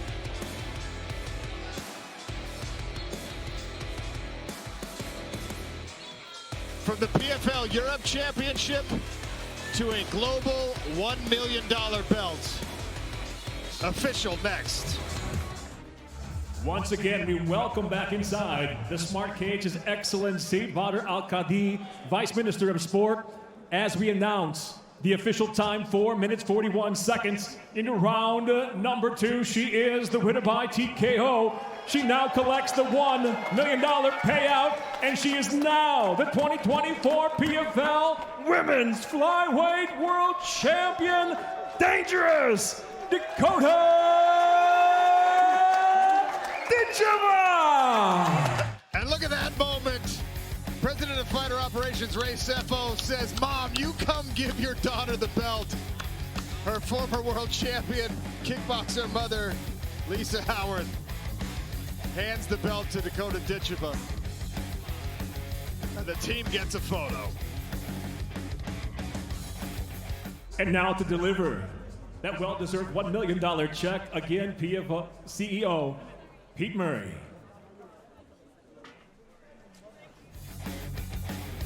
You know, Randy, she loves the $1 million, but this really hasn't been about chasing the money for her. It wasn't about that for the $100,000 PFL Europe check. And while this is a lovely bonus, it's not what she's in this sport for. I mean, at 25 years of age, she wants to establish herself as the best in the world. And you know what? There's not a lot of people you can definitively say belong in the same conversation as that person right there. Unreal talent. Amazing, absolutely amazing. A family photo. And a conversation with Dan Hardy. Ladies and gentlemen, I'm here with your winner for your Celsius post-fight interview, Dakota Ditcheva. levels to this game? I mean, I've been telling you. I was trying to tell you, but... You think they're going to listen now, right? Maybe. I'm sure they'll still be moaning about me, but I'll just keep proving them wrong. You're the first person to prove this system. Europe belt, World Championship. What's next for you? Oh, I don't know. The world is mine. I don't know. We'll have to sit together with PFL and see what we can come up with. But I just beat the best girl that's out there out of any other division, so outside of any other division. So I don't know. Me and PFL, I'm sure, will come out with something amazing again. Tell me about this fight. What was the game plan coming in, and was there anything that surprised you? Were you surprised she took the shots that she did? Was it easier than you expected? Did you expect more effort trying to defend the takedowns? Talk me through what you're thinking. Yeah, I mean, she's a tough girl, but I knew what I was capable of. I worked so hard. My team knew what I was capable of. Right from the beginning of this season, if I'd got her in the first round, I would have done the same thing. And they've been talking, and she's been saying, she's just a Barbie, she should be a model. Well, a model just beat your ass in round 2, so shut up. Now, I did hear you shouting over at the executives over here. I kind of feel like we need to take you to Manchester, right? I kind of feel like we need a Manchester show, and I'm a little bit biased. Brendan is about to bring home his second world title, and then next year, no more PFL shows until we've been to Manchester. Tell them, guys, Manchester crowd is up there waiting. And just one more question for you. Talk to me about what it means to have great coaches, family. You know, you've got such a great support network, such a great story as well. Your mother was a champion, your brother's your pad holder, you've got a fantastic team at American Top Team. It's not just a solo effort, is it? I honestly could not do this without my team. I'd crumble. Do you know what? I cried pretty much every day this camp, been going through so much, and these guys have kept me stuck together, and I couldn't have done it without them. It's been tough, so my brother flew all the way over from England, come out early. He literally puts his whole life on hold. He's not even got a girlfriend because he's always with me and never goes out. He's back and forward from the gym, and I don't give him a minute. So this belt, bro, come here, is for you. He's had me. I've been crying every single day in camp, and he's kept me going. So this is the man. I love him. What an amazing effort. Congratulations.